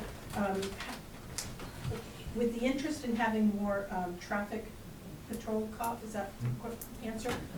Why isn't more of the existing staff doing those duties? Because they're busy responding to calls of crimes. And I heard that they don't have a lieutenant, so Ernie is doing almost nothing but paperwork. And his 2 sergeants are doing an awful lot of that as well, so those are keeping most of those 3 individuals off of the streets. And so that brings it down to, I thought we Well, had now 13. we've got 2 in the schools. That's. Correct. Yeah. For 9 months out of the year, Well, they're not- they're committed. And they're not full-time in the schools, Yeah. but so, the other thing is that when they're working patrol, those guys are running calls, whatever those calls may be. Say Yeah. it's a home invasion, say it's an auto theft, say it's a, whatever it may be. That'd be like asking one person to do 2 completely different jobs. So while they're doing that, those 2 to 3 officers that are on at a time, say during whatever hours of the day, right? There's nobody doing traffic. I'm just, having lived in Sandy for 32 years, when we had far fewer cops, we had crime, we had everybody responding to stuff, and we had people getting pulled over for speeding on our roads and stuff. Right, So but factor that in, was- and I hear what you're that's saying, my- yeah, that's- and I that's totally the hear what you're question that saying. a lot of people ask. Sure, I but want factor to in the answer. fact that you've got 11,000 people living in this community, okay? And then we all recognize how much traffic is moving through this town on a daily basis. So you have to compound and factor those things in for these officers, as well. We're not a community of 35,000, or 3,500, excuse me. These guys are busy. I think Ernie said that they respond to 9,000 calls a year, is that the number? He covered that in his initial presentation I did watch, and they've had substantial growth in recent years, so there was definitely a justifiable need for an increase in staffing in that area. So We the- just had to wrestle with the question of what cost. Right. Yeah. So the 0.81 increase in staff, that doesn't help with paperwork? The lieutenant was the help with the paperwork, as I understood it, and then Ernie was gonna stay with paperwork, and then the traffic cop was gonna take care of what Kathleen talks about. I really haven't seen any to speak of much, and I do ride-alongs as much as I can. There are very low amounts of traffic stops and speeding, and except for emphasis, the red lights, unless it happens right in front of the cops and such. They're spending more time doing other kinds of patrols and things like that. And so the traffic cop was the one that we saw a big increase in our income, and also a big increase in the safety of what's happening on Pioneer and Proctor. I thought that's what that was. Well, not just Pioneer and Proctor, we've had a gentleman that's come in and spoke to the council about his concerns on mining, and, has asked for speed bumps or speed bumps and some traffic control there. I can speak, for my neighborhood, if you get on the community watch pages, there's a lot of concern on Green Mountain with people driving through there, that some of them have been clocked at up to upwards of 70 miles an hour driving through a residential neighborhood. I think we have to look at the fact that we have a speeding, we have a lot of people running red lights, we've all discussed this, right, at Bluff and various places. It's a concern with our concerns with ODOT. I think I think we need a traffic individual. Well, in addition to that, it's funny you bring up the mining park deal. So while we were going through that process, the speed box, that marks traffic and speed going by, is broken and out of condition, right? And then we had sensors, we had to order parts for because our sensors weren't working. So the budget isn't just affecting the officers out there, it's also affecting just the tools that come with law enforcement as well. So I'm looking at the police FTEs, it says 17.8 is their FTE total, and I know there's 4 gun carrying administrative people, so that leaves 13.8. Which includes a detective, school, and 2 school resource officers. And Ernie, so. Yeah. Yep. Then you also got officers going to court, right? During the time I think there's of that as 8 well. patrol. Yep. Just so you know, I have talked with another police chief over in Scappoose, and he's thinking 18 is where he had to have to make a full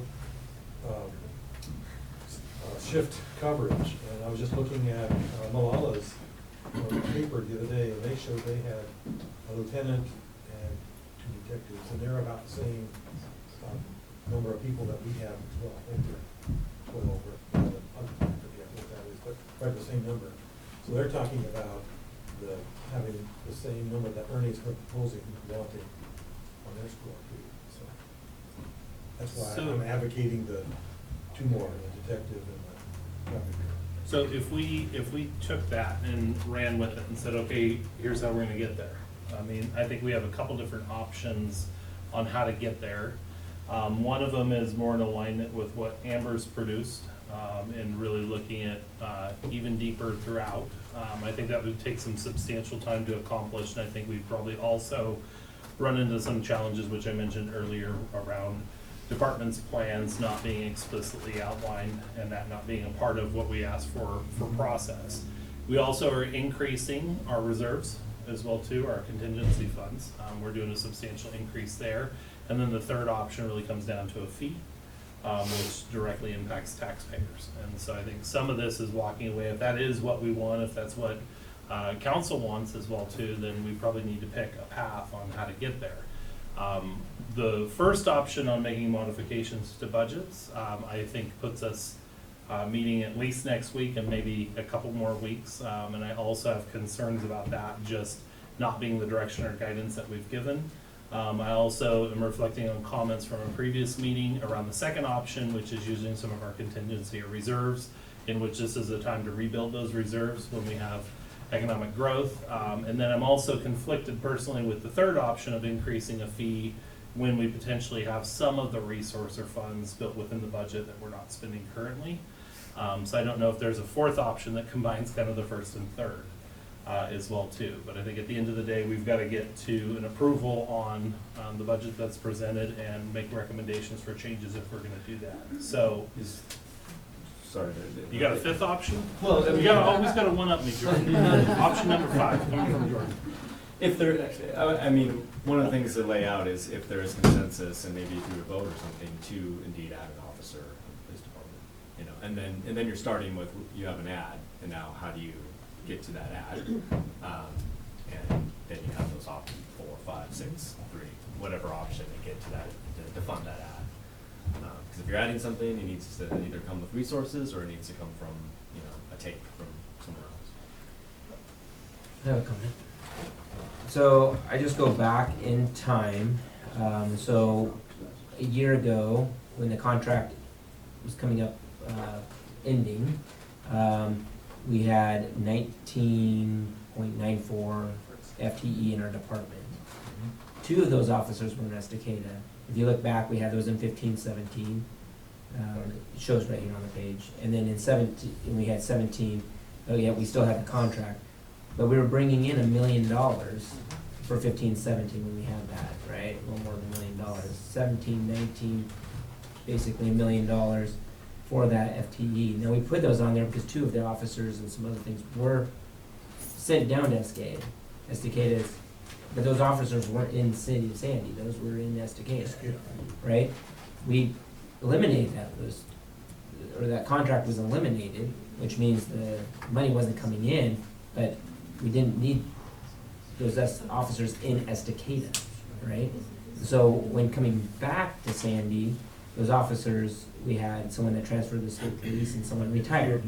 So it goes back to a net zero, and that's what we were told last year, was that part was a net zero gain of it. So in not cutting officers, they weren't cut, the positions weren't cut, or they're not, the positions should have been taken off the books when Estacada's contract went away, but they weren't. So that's what we hear when we hear, oh, we're not hiring for those 2 positions. those two positions were dedicated to Estacada. They weren't ours to- They weren't yeah. ours to begin with. That- So we it gotta might as well remember been that. Estacadas Right, we gotta remember dollars that and when cents. we hear that, besides what we think on whether we need more or not, just as a numbers thing. I think what you need to keep in mind, though, is you're going back to 2015 staffing numbers, when in the meantime, the calls have increased and the needs have increased for this community. And I agree, but we were just taking Estacadas out. They weren't doing calls, Sandy calls, right? They were doing Right. Estacadas. So there may be a need for that, but is it to the two positions? Right. So that's where. Right, but I think also, it comes down to what kind of police department do you want, Mhm. right?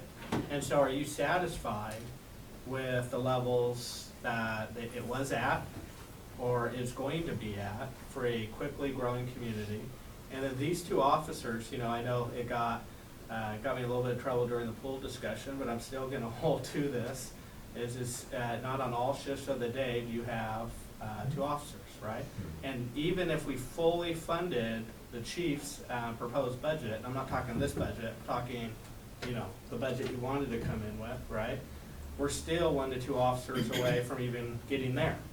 So as far, trying to get closer and closer to where our community, I think, our residents believe, when I'm going door to door and campaigning and talking to residents, and when you ask, the number one is probably growth, but all this stuff stems from growth, right? And it's traffic and it's public safety. I mean, it's boom, boom, boom. And so when we're thinking about prioritizing our spending, now we're going backwards instead of getting closer to where I think our constituents want us to be. Yeah. We go Lori and then Amber. The one thing that we're not really factoring into this whole financial discussion is, and I was looking back through my city emails, I can't find it, and I'm not seeing it in the chief's budget. Did you already find it? Yes, thank you. So for his fines, fees. What are you reading?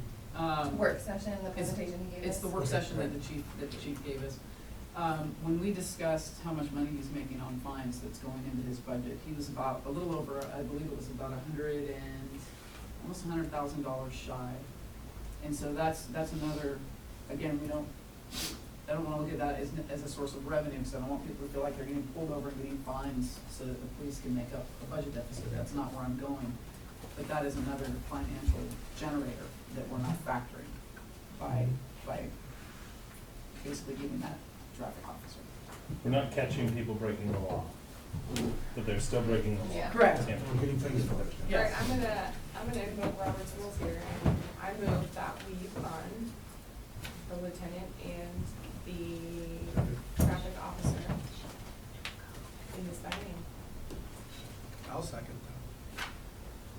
I want to So- continue discussion, and that. You can do that now. Yeah, we'll continue discussion, go ahead. And I would say that would be very hard on the city of Sandy, is our general fund is at $805,000 for our general fund after the budget has been proposed. And if you move money around, you're talking about 132, those, you say 2 or 3 positions? The 2 positions, so the 3 were coming out at $750,000, so you knock that down per year, $500,000 or $450 per year, that completely eliminates the entire It general. doesn't say where it has to come from. That's right. But I'm just saying, you're gonna have to pull money out of people's, Or you're gonna have to go find it. so, but that's not what was asked, Well, we're still going. so. Kathleen, then Carl. I would propose, I think the agreement that you made with the school district is something that we could cancel for one of the school resource officers and assign that person to traffic or lieutenant or wherever he best fits. But I would like to see us cancel the second school resource officers that's going up to Welch's and boring and put them in Sandy. And that would help. You're gonna lose, $45,000 a year, but you're gonna have a full-time person that you're already paying for to put on the streets. May I respond to that? We're in a time where, there's more and more school violence and shootings and different things going on our campuses. And our schools are growing just as quickly as our community is. And, I understand, and goes in other conversations. We're the city of Sandy, but we're also a greater community as well. And I know that the only people that are paying for these services are city of Sandy ones. But one is we've already entered into a commitment, into a contract with the school district that we would be, who's a partner of ours, that we would be stepping back and backing out of. But the other is, I think there's a much greater reason why we would want to fund and try to work with the school district to have a second resource officer on campus. I mean, I think that we're just, instead of just looking at it budgetarily and saying we're sending them to Welch's and it's not just our residents that they're on. I mean, they're at our schools, so some of our most vulnerable citizens in a time in which violence is increasing on our school campuses. I think it makes sense to maybe pony up a little bit more money from our city to try to help out there. Carl? I'll go and piggyback on the mayor's. I think there are a lot of people that, if not living in the city, that are benefiting from the second resource officer that goes up the mountain. I think that there are a lot of folks who have an opinion that City of Sandy is or is not going to be able to cover some of these responsibilities. I'm a gun advocate, and I just hear all these fears about somebody's going to shoot one of our kids. It just scares them to death. I see that something like that happens, and I, as a grandfather, I'm concerned about that. I want to make sure my kids are safe. That includes the kids that are just outside or maybe even quite a ways outside. So there's that point. I also wanted to comment about the proposal that was made. There was no description of how that was happening. I think it goes back to how we looked at it earlier. We could go out for a additional $7 a month from everybody in the community, and that would fund that. I think it's like $475,000 a year. 400 something like a year, and I think that's what would do that. Maybe it's $8 most, but that's a fairly small amount of money. And from my interactions with people on the street, I don't do a lot of the door to door, but I do an awful lot of conversations at different places. Safety is a big thing. People want that safe, and they say, in my mind, I see a high percentage of those folks saying, if it's between the pool and the safety officers, it's the safety of the officers. Put those people where they need to be. Cover those 21 shifts a week, 3 times 7 shifts. And I don't think this will do it completely, but it comes closer, much closer. So I'm going to go to you. I wanted to just make a comment to see if there's opportunity to amend the motion that's on the table. So assuming we take all of the liability July 1 at the start of the biennium, we're going to have a higher cost, and we have an opportunity, I think, to stagger in and accomplish a couple things. So you pointed out some trimming that could happen. I think that's a process that takes some time. I would seek an amendment to hiring the traffic officer effective July 1 and doing a 1-year delay hire to the second year of the biennium, with an opportunity to seek better funding sources and taxing our citizens. Are you making a motion? I'm seeking an amendment to the motion. We have a motion on the floor which needs to be voted on or amended. I so amend. Wait, let's just clarify, hold on, like what's on the floor, because we don't even have a funding mechanism. And Right, so when Jordan talked earlier, that's what he said. We talked about what we're asking to add, and then we'll find a way to fund it. So I want someone to state exactly what's on the floor. Do you want me to do it, or do you want to do it? Feel free, Mr. Okay. So the amendment is to add both a lieutenant and traffic officer. My amendment was to add the traffic officer effective July 1 and add lieutenant July 1 of 2020, 1 year later, with an effort to seek funding sources within city budgets where there is some trimming opportunities to fund that internally, or seek a fee at that time if there's not enough funding to do it. Clarification, are you saying that the decision to add the lieutenant after a year would be based on if there's a funding found? No, I'm saying that because it takes some time. It's a done deal to add it, but it takes some time to look through your budgets and identify additional funding sources before we go out for The tax. impact would be $370,000. The cost would be $370,000? Yeah, per, So that's the lieutenant for 1 year and the traffic officer for 2. compared to, 510. okay. So that saves us $140,000. So my comment on that would be, I'm for finding the position, the money for it. I just wanna be careful we find the funding before we go for it. And maybe the funding is farther down, maybe it is a fee, like we've talked about in the past. But to come back around and try to find the funding by cutting everybody else's budgets is gonna be very hard for each department on So I wanna it, be clear so. though, cause I'm not asking for cutting, cause what Amber proposed was actually looking at current spending. So when you're a budget $800 and you spend 200, and you budget $800, you spend 200, and you budget $800 and spend 200 for 3 bienniums, you didn't need $800. And so there's an opportunity for reallocation or redistribution. Right, but if I go back to my comment earlier about, we've been a city that saves so they can buy something in year 5 or year 10, right? And so what you're looking at is going, that they're not able to save anymore, that's being cut out, right? So that's what I see. So, as far as that coming back, and then finding it and guaranteeing it is gonna happen a year from now is not gonna be, so. Couple things, one is you got a motion without a second, so it's kind of delaying your candidates for new office rules. Secondly is, I think that there are opportunities within our budget. I don't wanna say that we have been hiding money, but maybe there are some places that Amber's put up as an example that not part of the carryover. So that's important for me. I think as well that the city has this ability to have a carryover in each of the departments. That's something that they have saved and worked at and will use and should continue to use, part of Sandy workings in their budgets. But there may be some others, and I kind of get the feeling that you didn't have the chance because of the way council presented it to staff, that they would come up with just an account that shows current status plus whatever it takes to cover the increases that are going to officially be acknowledged anyway, PERS and insurance and cost of living that have to be provided for. So I think that there is some flexibility in that budget. So I would say let's take a look at that. Let me finish. I would say if we vote on this thing, it would be up to staff to come back to us and say, here's plan A, plan B. Give us a chance to respond to that. So I just want to recognize the second on the motion discussion.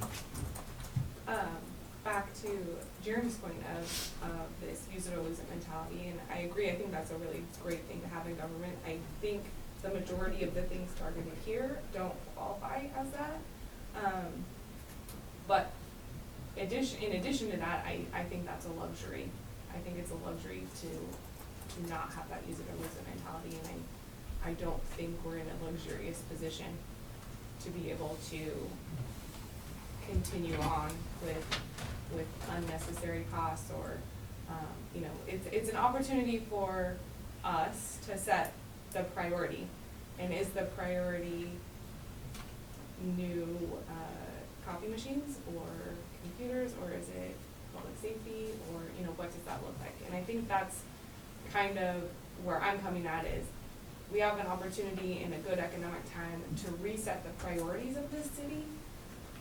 We've talked about, is it 70% of the budget that goes towards police, and in other cities our size, it's almost 90. So, what was that? That's from Chief I Roberts. checked that, yeah, that's not, yeah. Okay, That's so, not an accurate statement. That's okay, well, I that's, checked it. well, that's what I've heard. Because I was shocked by that, and Yeah. I checked it. Okay, so anyways, that's just what I'm thinking is this is a real opportunity for us to reset our priorities and take a hard look at where the money's going. I'm gonna jump to Jeremy and then staff. Well, what I wanna say is John's made a good point, we didn't give direction for making those type of budgetary considerations when doing the budget. What I see is staff right behind you, like panicking. And so I wanna hear, no, seriously, I can read your faces. Just ask the It's- question, how many of you like more staff? No, this is where I'm going. I'm literally going to Jordan. I want to go to Jordan and here because this is not what has been discussed or what they've been spending months on building, and now we changed the rules at the last minute for them. We changed the So- rules about a month ago. Well, on certain items, but not necessarily what we're talking about. So I would like to hear from you guys on what this will mean and what will have to happen. Well, service cuts, I mean, if you're talking about $400,000, that's gonna be cutting staff in other departments. I showed that graph, but I also showed that table with the change in balances, and again, that was a yellow alert for me, seeing as budgets came in, that departments are spending their carryovers, and yes, I know there's, we're very conservative as we budget, but significant carryover in the next biennium just to fund existing personnel.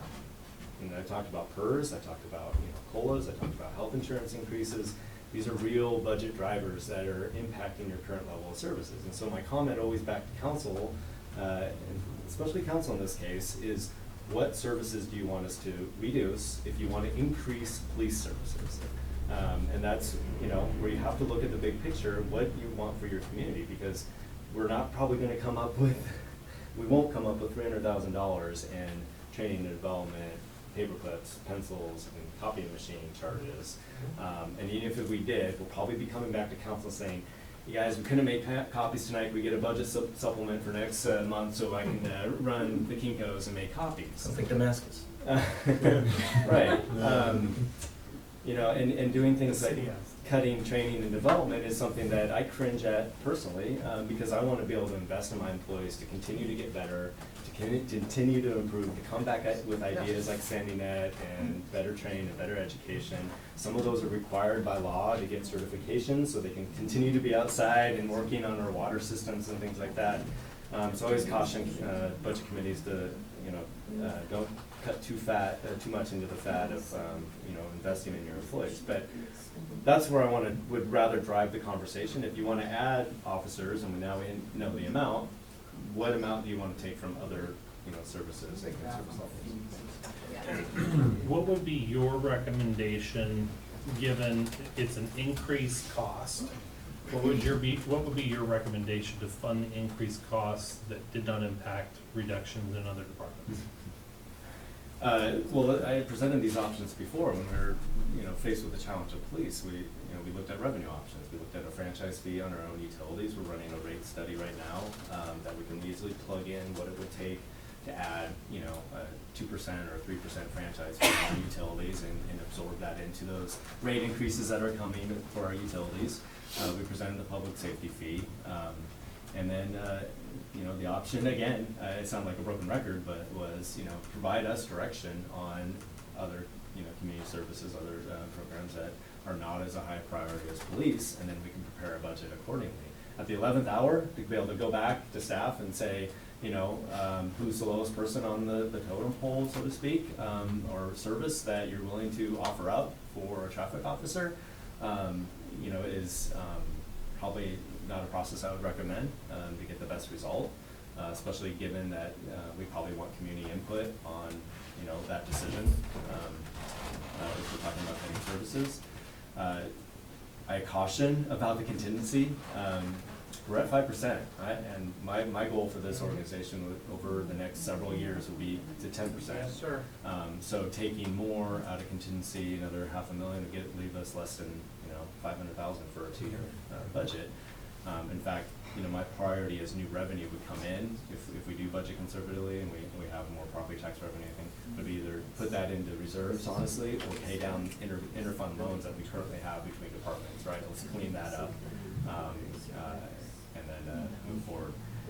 One thing I just would want to say on the fee front is, Gresham has, police, fire, parks fee. If you remember at our last meeting with Chief Roberts, we went through a lot of communities of similar size and the fees that they have. Lake Oswego has a street fee.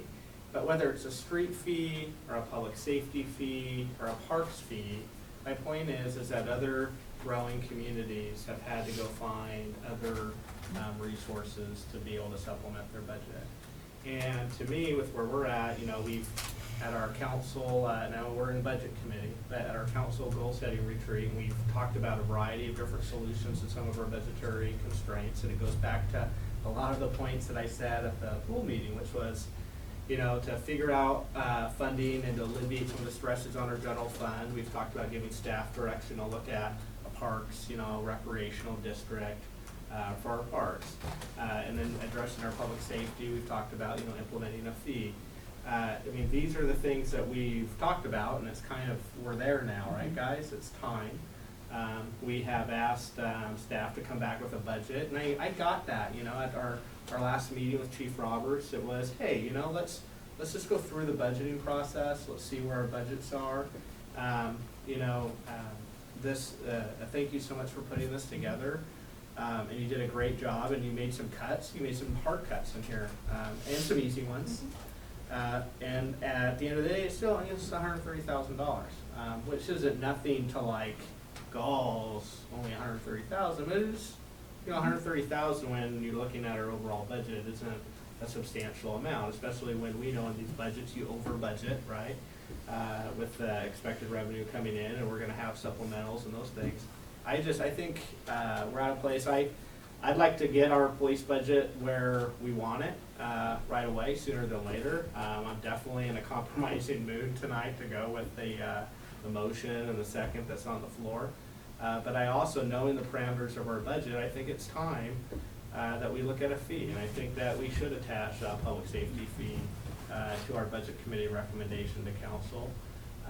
And there's a variety, and Jordan, I don't know how much in the weeds we need to get with our recommendation of a fee tonight. I know there's a lot of different ways of breaking out the fee of what we're going to be charging our, you know, commercial versus our residents and multifamily units per dwelling and all that. I don't know how far we need to get into that, or if we just want to kind of recommend like a $7 public safety fee. Or even just a fee that raises X amount Or of revenue. or a fee that raises a certain amount of revenue and then leave it to council. But I think I'd like to see those two items be linked together in the motion personally. Okay. Jeremy and then Kathleen. I would like to amend the motion to say that. Seek amendment. Oh, okay. I'd like to seek the amendment to the motion to be able to add the two positions with outside funding that we have seen tonight. With that being, I don't know if this is part of the motion, but that the direction of the budget committee to the council would be to seek outside funding to be able to achieve that.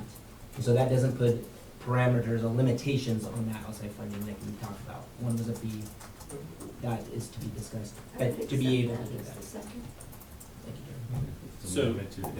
So it's an amendment to mine. So here's what I'll do. I'm gonna withdraw my motion, and I'm gonna restate a new motion. Do you want a clarification before he does this to provide direction? Okay.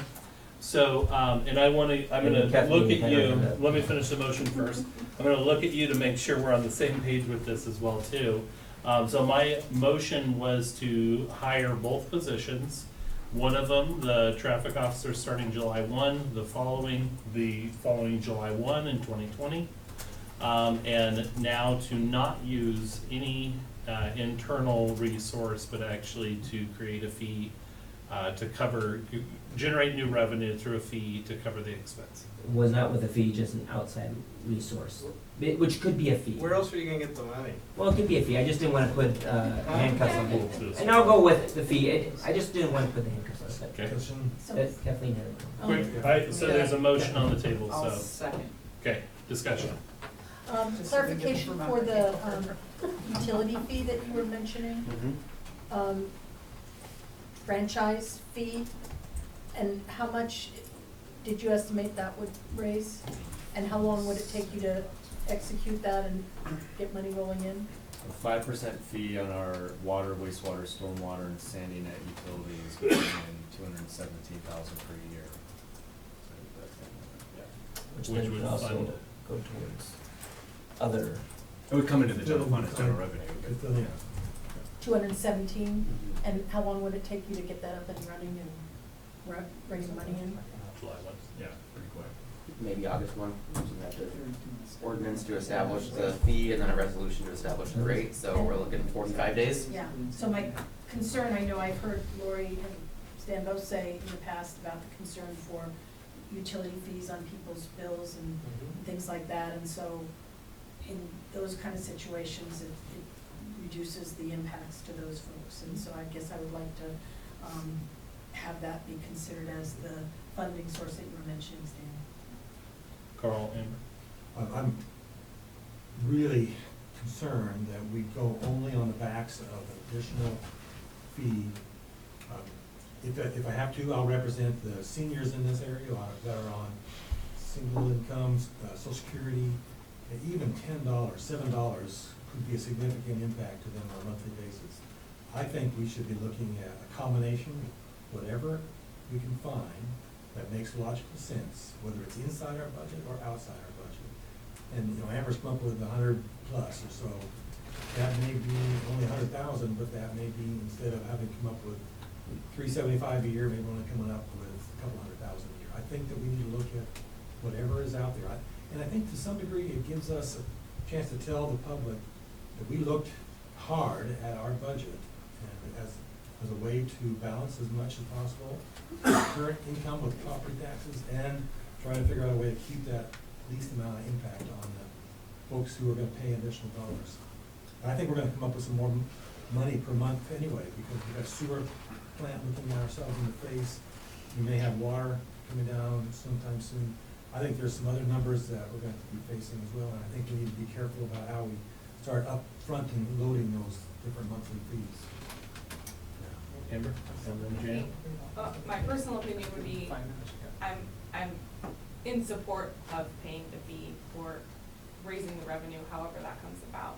At the same time, I think you as a council have a civic responsibility to lessen that burden as much as possible and taking a look at the hard numbers and making those decisions inside the current budget to get whatever you can, to squeeze the turnip as hard as you can, and ask the public for the difference.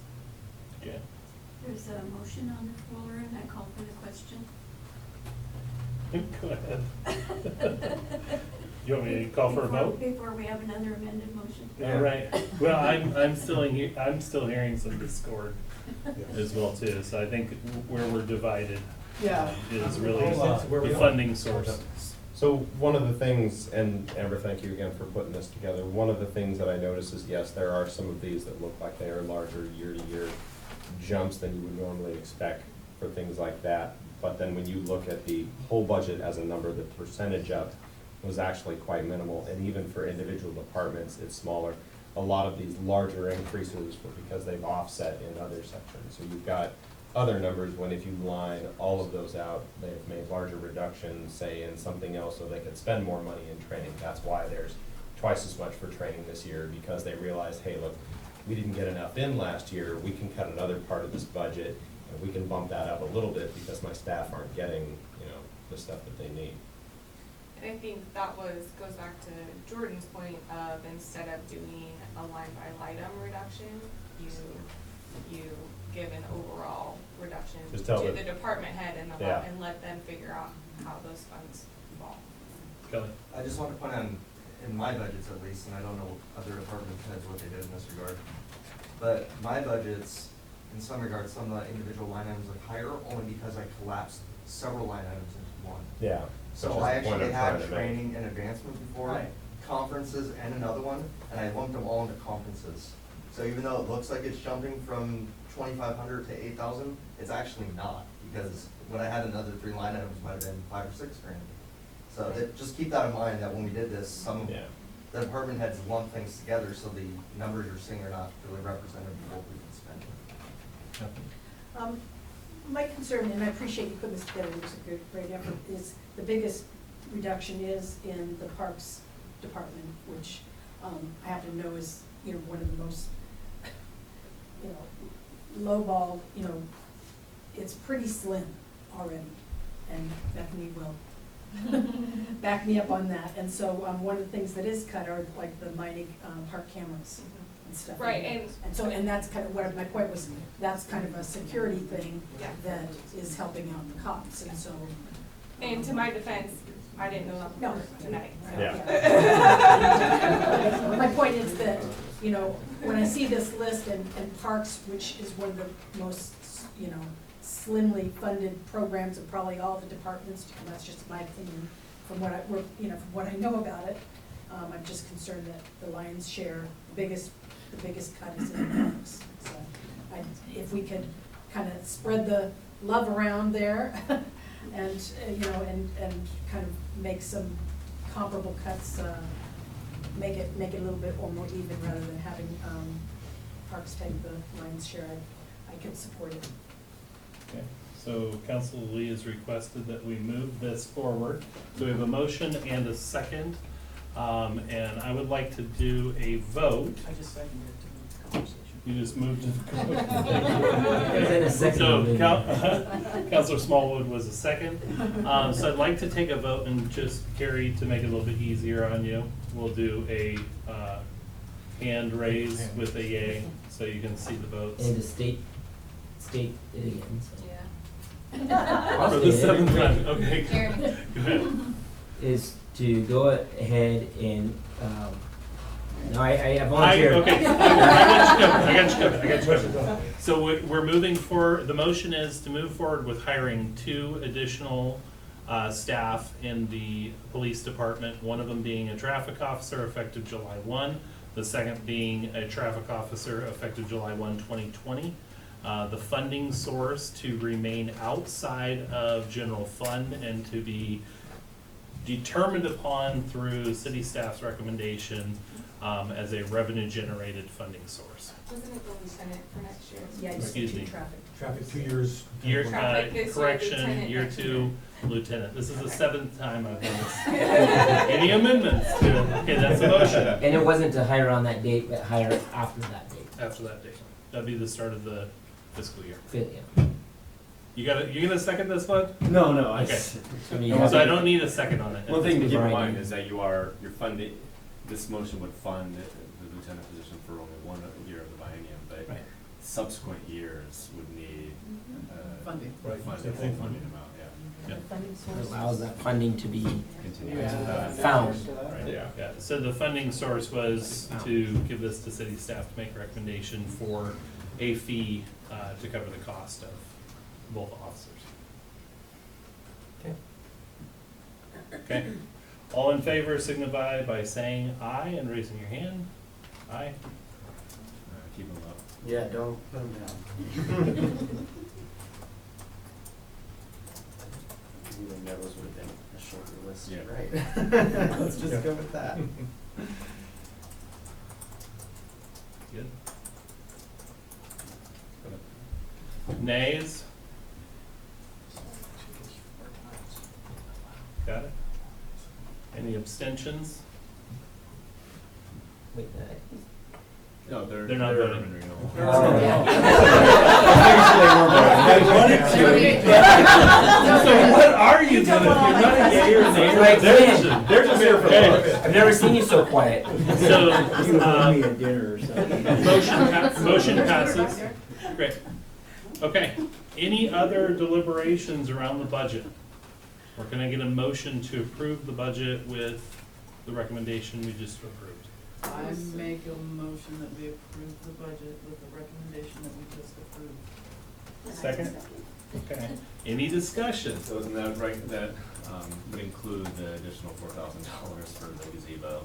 The change, yes, including the change, To approve the budget as amended. as amended. Okay. Do I have to say it again? Yes, please. That'd be Seriously? Yeah, I make a motion that we approve the budget as amended, including the motion that we just made. And the second concurs. Okay. Okay, any further discussion? All in favor signify by saying aye and raising your hand. Aye. It's unanimous. Okay. All right, budget is approved. We need one more thing. Oh, no, you just. Is this still part of my responsibilities? Set We the need tax to rate. approve the tax rate. Okay, Oh, yeah. And it's currently 4.1152 per thousand of assessed value. okay, No change. okay. We can't change it. Yeah. You could lower it, but that wouldn't help No, we're us. not gonna do it. Damascus did that, I heard. Okay. So here's the good news, is I can actually request a motion, so. Is there a motion to approve the tax rate? And also, Let's go to 3. So we have a motion by I don't know. Motion made. Second by Carl. All in favor signify by saying aye and raising your hand. Aye. Unanimous. Motion passes. All right, concluding the budget meeting and opening the urban renewal budget meeting. Let's take actually a 5-minute recess. All right, everybody that's got a plate, grab your plate.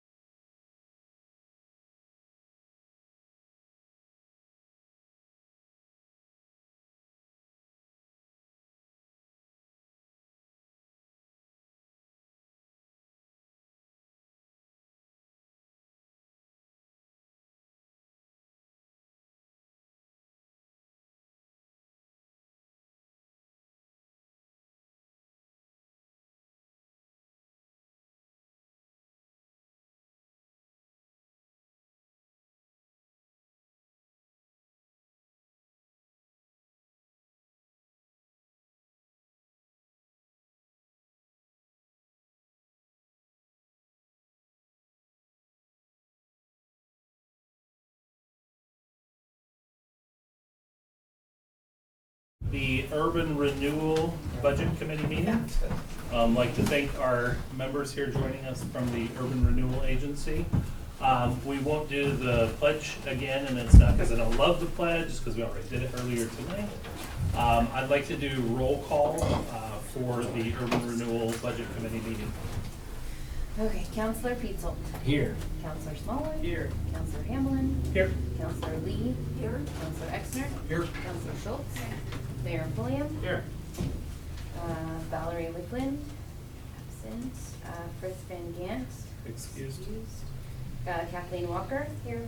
Amber Pritchard. Here. Brian Singer. Absent. Jeff Carey. Here.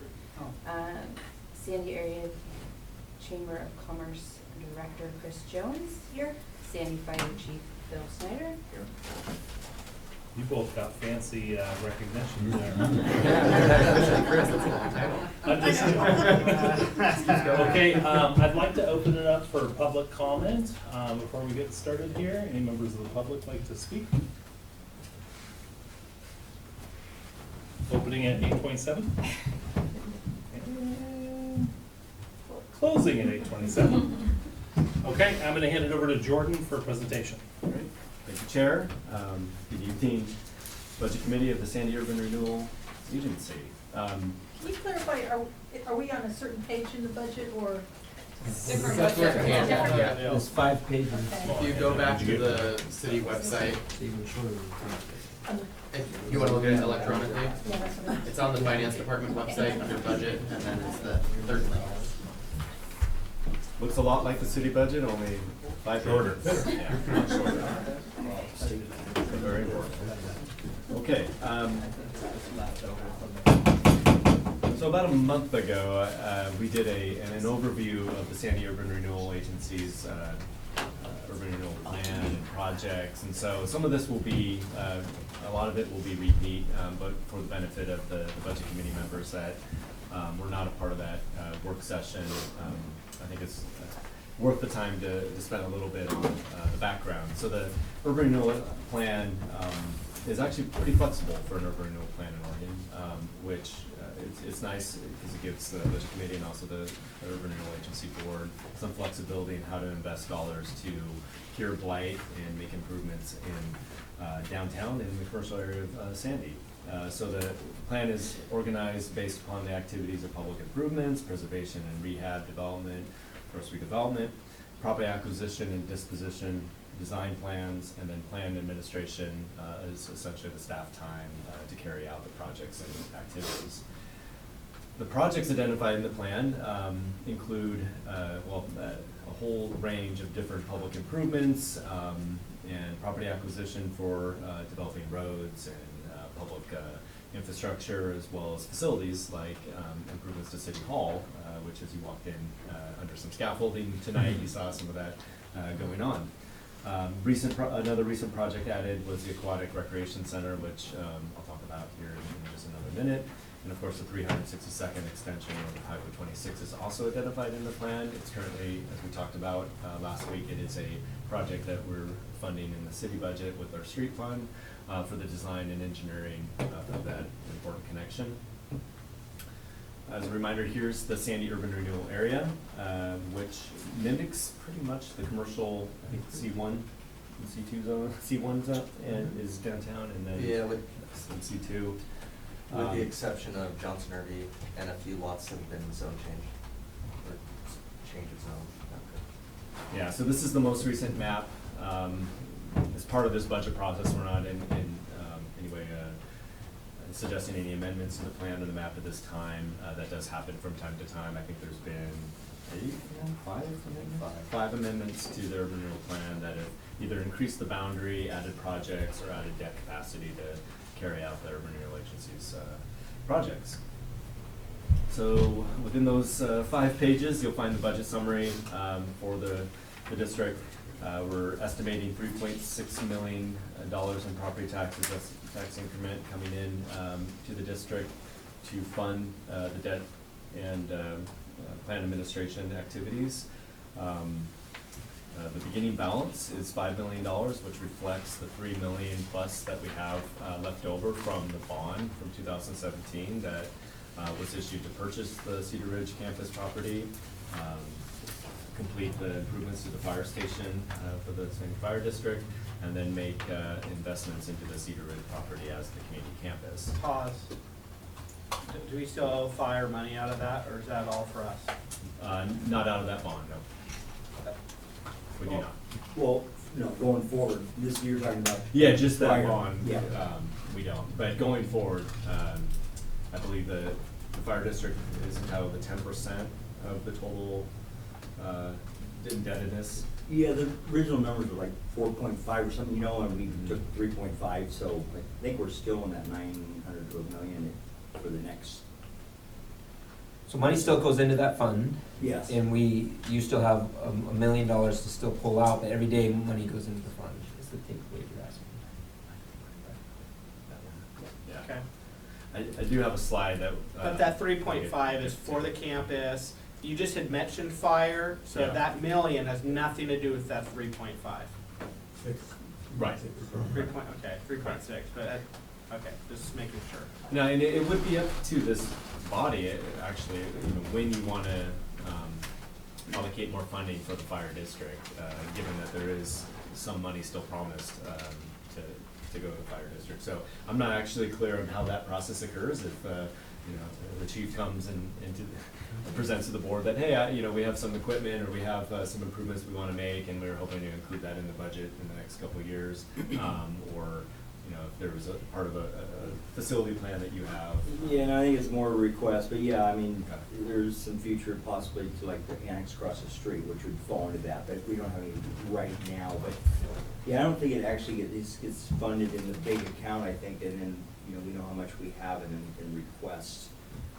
Obviously, we can't just request it, not be prepared for it, but. We have it. Yeah. Or just the bank account. We'll hold on to it for you. Yeah, I know. Sarah paper. But it's helped you in the past, because you had $3 million. Yeah, no, I mean, that's. We're great bank. That's the thing. I mean, I go to a lot of fire districts, and, it's kind of a dirty word for the fire districts, because, again, we lose about 200-some thousand per year. And again, gracious to the partnership that we did make years ago, we felt, because again, it just shows that we just got that paid for. And We're a savings account for you. it's awesome, so, Yeah, you don't have to go to the voters. Exactly, no, which, So a couple other things to highlight at the summary level, personnel services, this is again that plan administration, project management, that includes portions of my time, the finance director, I think has, should. Probably should. Not proposing any changes, sorry. I think some amount of the community services director for. No, so do you, community development director, I guess is your title currently? Development services. Development services, David. Economic. Economic development. Economic development, Yep. yeah. There's a few other. A little bit, small percentages, but some administrative staff for, paper pushing. Transfers would cover the debt service to the city. It's transferred over to the city of Sandy budget to pay for the full faith and credit bond. And then the contingency is the remaining amount from, actually this is mostly tax increment financing, because capital outlay is where you're going to find the monies allocated for the Sandy Community Campus and some of the other projects that we're budgeting for next year. So here's the crux of the budget is those projects that we're proposing for the next 2 years. And I have to say, some of this is placeholder, right? The council's working on a plan for the Sandy Community Campus. So, we have $3 million that is there. That was part of that bond that's identified for the community campus. But in terms of how that $3 million gets spent, this is undetermined, but it's there.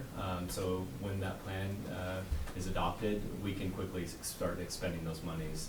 And even while we work on that plan, if there's activities that the council wants to do that will improve that property, even things like demolition of some of those buildings, or doing some initial park improvements and trails and parking and things like that, we would have the allocation and the appropriation to do that. The City Hall improvements, this is another placeholder. We're in the middle of that project, about halfway through this amount. No. Or do we have a separate amount for this biennium? Oh, right, yeah. Kelly can expand on that. So we haven't touched this yet. No, No, that's for the no. 1921. Yeah. Sure. And some of this actually is interior work. Is that right? Could be. Yeah, a smaller portion of the 400,000. So again, it's a placeholder for, you know, more improvements to City Hall.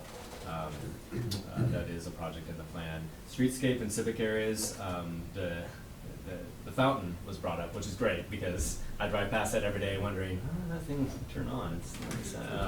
And I get comments from people too, so that might be something that we can use these dollars to make the fix or repair, or actually, you know, do a rebuild or whatever's needed there to make I was that. gonna say, in fact, I thought we had turned off the water so that the kids would stop throwing soap in there. Soap in there, Yeah. No, it's It broken. doesn't I work. think the previous city manager said it was gonna cost $9,000 to fix it. I think it's even like more, I think it's like 15 possibly. Really? Yeah. See, I think we send a letter to Flex Seal. And see, I mean, seriously, prove your product. Prove your product. Not the can spray. Yeah, I think it's, so I think it's the pipes and you have to blast the concrete. Yeah. They don't need to know that. But I like Flex Steel. And then finally, the facade and tenant improvement program is a change that we've made with this budget, funding more of those grants out of the urban renewal budget, given that we're talking about really investment of property and redevelopment in the Sandy urban renewal area. And that includes for the tenant improvement. Originally, that was a citywide program, and there's been some projects that have been funded outside. But I think we've only had two grants, and one of them was just outside. So looking at the potential for future grants, given that the mass majority of restaurants in town that need work are actually in the renewal area, we thought this was an opportunity to reduce some of the burden or heat on the general fund and shift some funding over to the urban renewal agency. There's some just pictures and graphics of the project, so you all are familiar with the Sandy Ridge and the community campus. I like this aerial view just because it gives you a better sense of the full size of that property. Is more than just the pool or the middle school, but includes those ball fields that we talked about earlier, and a large amount of space for potential mountain biking and hiking trails and access to the river, running trails, just a lot of potential there, and perhaps things we could do for $3 million, much less. City Hall, this is in the daylight, what's going on. You could see a lot of This is the perfect pitch when you ask for more money. Right. And this is one of those risks with older buildings. I've been through this before, where you start peeling off the skin of a building that has water damage, and you start to find, more and more. It's like peeling an onion, and you can see some of that water damage. In fact, we're going to be replacing that area with a window to bring in more light into the building, which is great. So we're creating that moisture barrier, and also one of the unforeseen things was the walls, the concrete. The faux rock. Yeah, the faux rocks were falling off when that was added decade ago? About 20 years ago. 20 years ago. I was on council when it was added on. Were you really? Yes, because we watch them out here and putting them up. Yeah, well, we're doing it again. Yeah. I watched it. They just you could pull on them and they fell off. Okay, so, your walker. That was a safety Not very concern long. for us. And it will get a new coat of paint as well. So some of the improvements also included electrical and some plumbing work. That a lot of it has been completed. The facade grants, we're really proud again of the Sandy style, but also the investments we can make with these dollars, incentivizing businesses to make improvements to the look and feel downtown. And something as simple as just paint and a little brick facade really can spruce up a property, almost to look like new status. Right next door, an example of that, of some paint can improve the facade of a building. Ripping off that weird fake roof. Yeah, and tiling. And Joe's Donuts, really, just sprucing that up, keeping that look and community institution in place, but just sprucing it up. So we already talked about here, this is what I needed several slides ago. Code enforcement, I guess, would be because of the downtown work and enforcing the urban renewal standards. But planning, obviously economic development manager, we increased substantially, given that we're shifting a lot of the tenant improvement and facade grants over to the urban renewal. A lot of his time is dedicated to helping people with those projects. And then my time as city manager, the renewal director too. I think this number might even be low, given that this Sandy Community Campus could be a pretty substantial project and time commitment. So this was the other. Can I ask a question? Sure. What's the cost offset on the general fund for the shift of, whatever that is, 0.6 FTE? The bulk of that comes from, you can see it, I think most clearly in the economic development budget. Yeah. Where the general revenue allocation really dropped.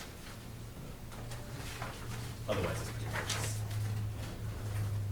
much. This was a slide that I alluded to earlier. Sorry, it's probably really hard to read up there. I think the point that we're driving at, there was a question about, over the life of the Urban Renewal Agency, what has been spent on what projects. We still don't have all the information on what projects. In fact, if you know the Sandy history, you probably can figure out those big numbers, and then the smaller numbers are probably when the facade grants kind of ebb and flow. Jordan, I can tell you the big one. The Yeah. first big one is the undergrounding project. Yeah. Right. The what?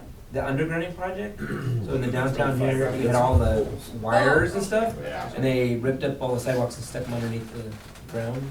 And we stuffed fiber in there too, right? Stuffed a conduit in there so that we can blow fiber.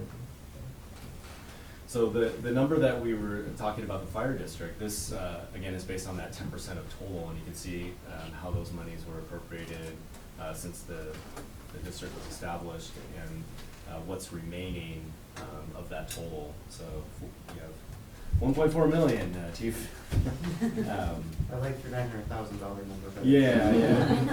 Spend it all in one place, we do. And then with that maximum indebtedness, 41 million, and again, I at the study session I mentioned this. That doesn't mean we can go out and get a bond for 41 million tomorrow and build out a recreation center or build a bunch of roads. That's 41 million over many years, and I think what was it? The capacity we have another 10 million probably next year that we could issue and still meet the debt coverage. So. But the good news is we do have $3 million remaining for the community campus, which you saw on the list of projects. Go back up to the summary. So, and additional funds in the urban renewal district as the tax increment excess that's currently sitting in the contingency. We'll go to Stan and Carl. so of that 10, just curious, so of that 10 million, we could, if we wanted to, we could add that on top of the 3.6 or whatever, and I'll put it towards the community campus. I'm not saying we will, Sure. but we could.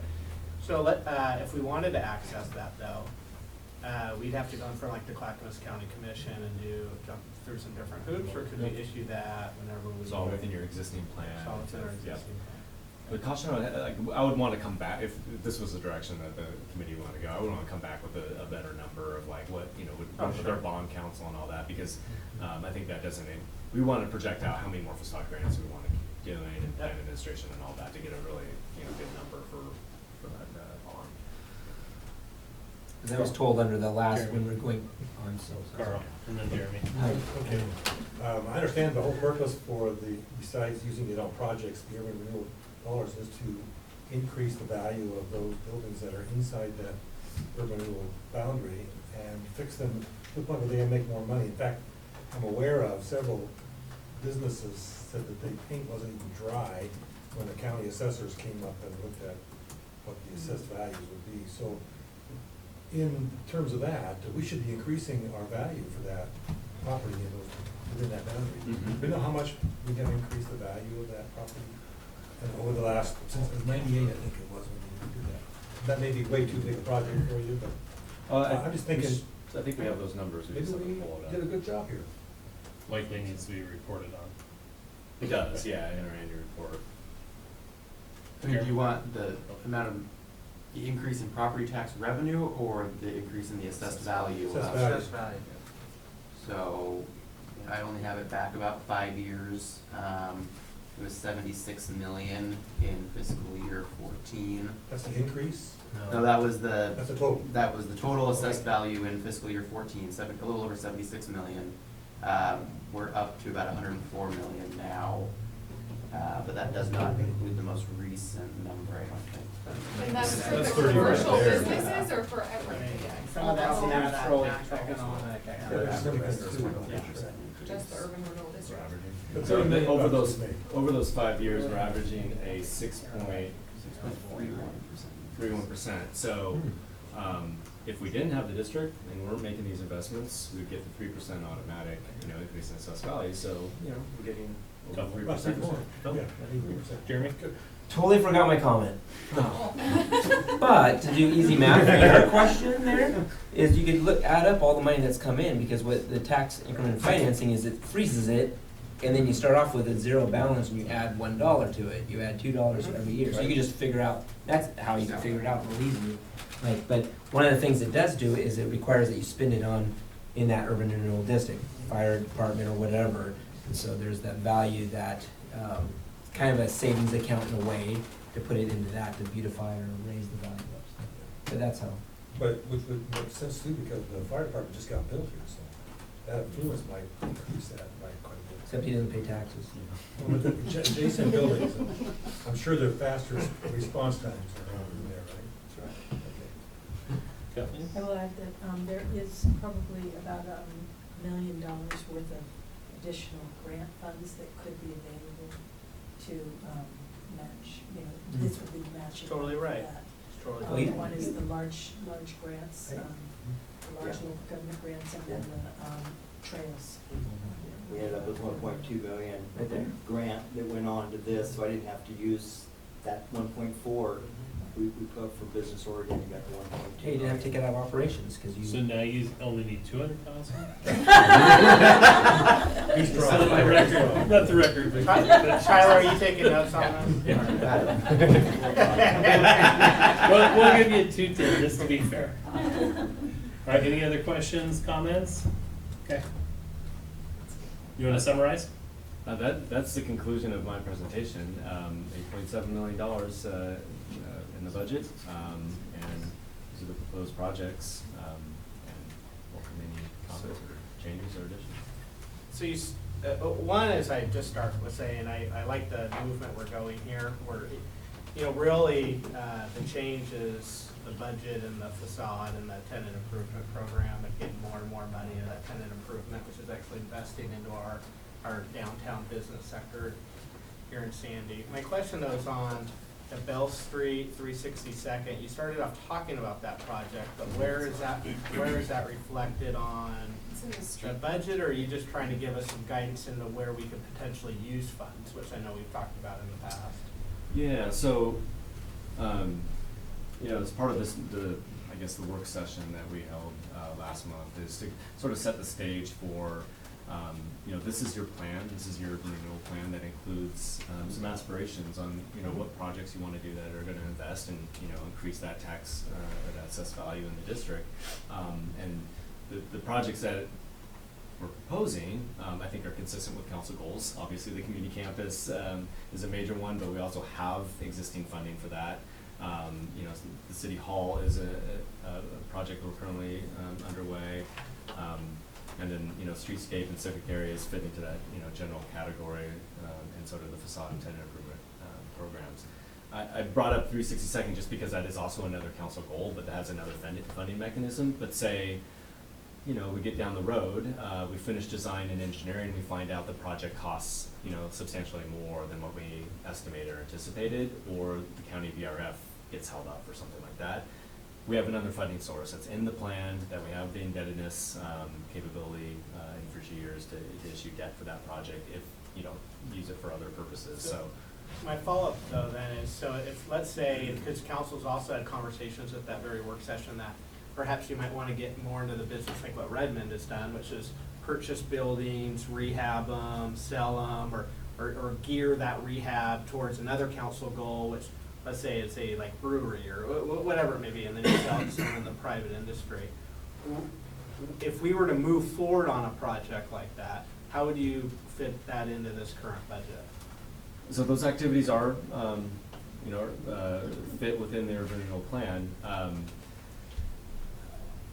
You would probably come with a proposal, I think you need a supplemental to move, depending on the amount, moving dollars from contingency up into capital outlay in order to purchase the property and make that transaction. Yeah, pretty easy stuff. Yeah. Just invite Chris and the chief to another meeting. Are you Okay. feeding us again? Jeremy, were you doing the hand up? No. I just wanna make sure I don't want you to lose your comment. Yeah, I know. Sorry, we're in this rush thing. Did we pay for tearing down those 3 buildings in Pioneer out of urban renewal? And we're getting, that's true, right? They still owe us money back. Okay, that's what I was They saying still owe us before. like 25 grand with interest. But that, I think that's set aside in a, Junker building. what do you call that account? We just have a lien on the property. That money's not But sitting. they are paying us back though, is that right? They're actively doing When the that? property's sold. There are no payments currently, there's just a lien on the property. Okay. Once it sells, you should get our. But it's only, is it 25? It was 25, so the project was 50 grand and 25 we committed to paying, the other 25 he committed to paying. He never paid us, so we learned our lesson there that now they have to pay up front and then we reimburse them after they pay the contractor. That's the only one we really got burned on, so, but we'll get it eventually when the property sells. Right. And it'll have interest, so. Kathleen? Is it possible to expand the boundary? I believe so. I don't think we're at the threshold of. We're not yet. Okay. How close we're getting. I can You're make not, a comment to that though. you can, but you're not. You can expand it, but we're not, we still have some expansion potential, but depending on how big of an expansion we make. There's a percentage that we can't exceed. 20%. Well, I thought it was 10. well, 20, I think it's 20. there's a new law that went into effect that we had to go through when we did the last expansion. So it used to be you could expand it, we did that once while I was on council, expanded the urban growth boundary by a vote of the urban growth board, or this committee, or not the budget committee, but then when the new law came into effect, it said if you're gonna expand it any more than a certain percentage, it was a small percentage, like 6% or something like that, or 5%, 1%. I think it's 1%. I think anyway, you had to go out to all the taxing agencies and get their approval. So we had to go and do that for whatever above and beyond that. So that was, because they changed the rules on that piece of it. So if we were to expand it by more than that 1%, we would have to get the community college and the school district and the Clackamas County Commissioners. and the fire district. And I had a follow-up. Can you just clarify for me the transfer to FFC fund of 1.775? Yeah, that's the transfer to the city's full faith and credit fund to pay the bond. So, I don't know what page that's on, but. So Five. I don't know all the background, but so that's just like paying the mortgage It's payment? debt service, yeah. We got a better bond rating using the city as the short story, I guess. You get a better bond Yeah, yeah, using but- the yeah. city as the backing agency. Co-signer. So the urban renewal Is that, agency transfers money. is to that the a city. biannual that we're paying almost 2 million? That's for the 2-year period, yeah. So it's $800,000 a year, 800 plus. And we have one final payment on the 2014 refinancing bond that will make this year, I believe, at the end of 2019, or fiscal year 2019, fiscal year 2020, sorry. No, what year? I don't know what year I'm in now. Fiscal year 19. And then the debt service for the 2017 bond increases substantially once the other loan drops off. So we don't really see any savings. We just see a debt service schedule that this So one we'll- falls off, now this one raises and So we'll be having to come up with that in the future? I guess that's my question. The property taxes, the tax increment financing that we get, in theory, is Will come used to that first one. to pay for any debt service and then projects. Amber, and then the chief, or are you just waving a pen? Yeah. He forgot before. Can you explain the philosophy behind the contingency of a fund like this? It seems like this is almost, kind of bonus money that we get to go do projects with. Is there a purpose behind saving some of that back? No, except for, this shows sort of how that debt capacity is building up to pay for future debt service when we're ready to. So having the contingency helps get more More of that 67 million. Right, it shows that we're not just getting by the skin of our teeth, that we've issued all the maximum indebtedness that we can at this time, and, you know, all our funds are going towards debt service. We actually have some funds to go out and spend right now, or issue debt and start using that plus future TIF to spend that with. Chief Schneider. All right. So if I did want to use some of the 1.4, would it come out of contingency? If, you know, there'd be a request or I have to have a master plan or. Sure, no, yeah. We don't have anything budgeted for I see fire the district zero, I improvements. saw all those Yeah. lines, yeah. Or we would bond again, or go out for a bond, right? Before Right, yeah. Yep.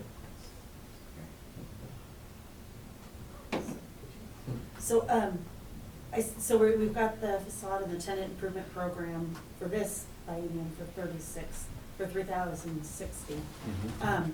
What was that biennium, this past biennium, do you know? It was I'm like- just curious how much it was. I think it was- There's 600,000 Budgeted budgeted. at We're only gonna use a little over two. Okay, so it But actually went a little that bit. didn't include the tenant improvement program. Oh, okay. That we shifted, so I think 360 is pretty. But I think the key is, tell me if I'm wrong, we're really folding back the facade program and improving the tenant improvement program. Would that be accurate? Yeah, I think so, and I think, Yeah. so I guess in a few bienniums, we'll probably have to rediscuss this, because at some point you wanna put more money into your infrastructure to like upgrade Pleasant Street. Mhm. But then when that happens, you'll probably wanna put more money into facade improvements to redo those buildings on Pleasant Street, so. But in the time being, I think you're correct, we're reducing the facade. And if there's a big run, we can always do a supplemental budget and adjust that mid-cycle. As long as the fire district doesn't take If we Not that big a improve, project. Carl. thank you, if we improve the front of the building on Proctor, can we improve the back of the same building on Pleasant? I'm thinking of Yes. a ugly building down there on the other, almost where I'm at. We've done that on several projects. You can do front and back, as long as it covers the It's all within the district. So So I I'd think like we to could make a- probably, I think we would probably drag this one out for a So week. I'd like to make a motion that we accept the urban renewal budget. I'll second that. Yeah, but who wants it? Jeremy's turn. Okay, motion by the mayor, second by council president Jeremy Petzold. Any other further discussion? I think it'd be nice to maybe go through what Fritz had Yeah, that's what I was gonna- submit just before we. Do you wanna read it? discussion I purposes. certainly can. Okay. Just a second to get it open.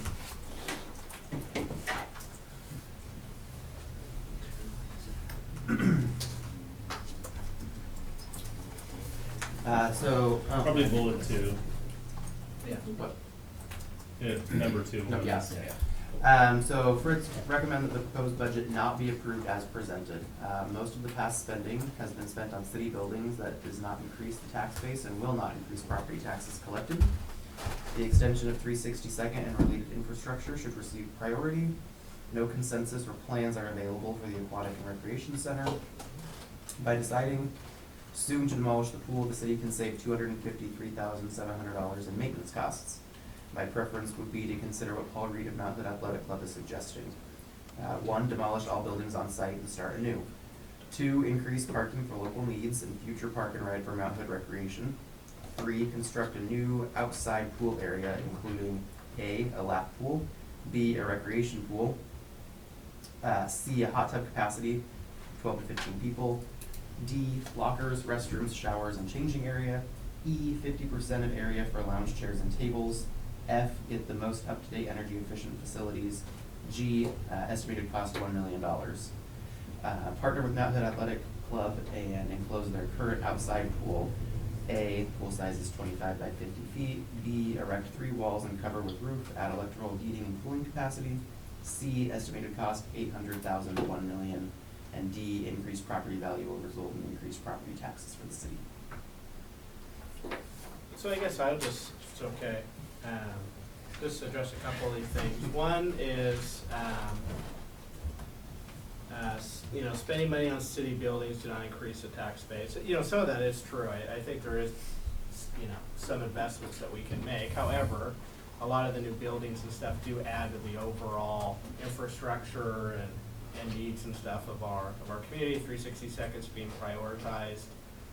That's correct. There is no current consensus or plans available for the aquatic recreation center. So I don't think there is any plans to go start spending that, $3.6 million until we do offer up, or I guess $3 million that's budgeted until we do have a plan. Demolishing the pool, I think, those are going to be conversations that the urban renewal board's going to need to have as we put together an overall plan for the community campus. And what place the aquatic center and the current facilities play in that plan. That's kind of why we need to come together and really start to develop and give clarity to where we're going. We're not the private sector. That's one thing that I've had to learn the hard way, just in my first few months as mayor.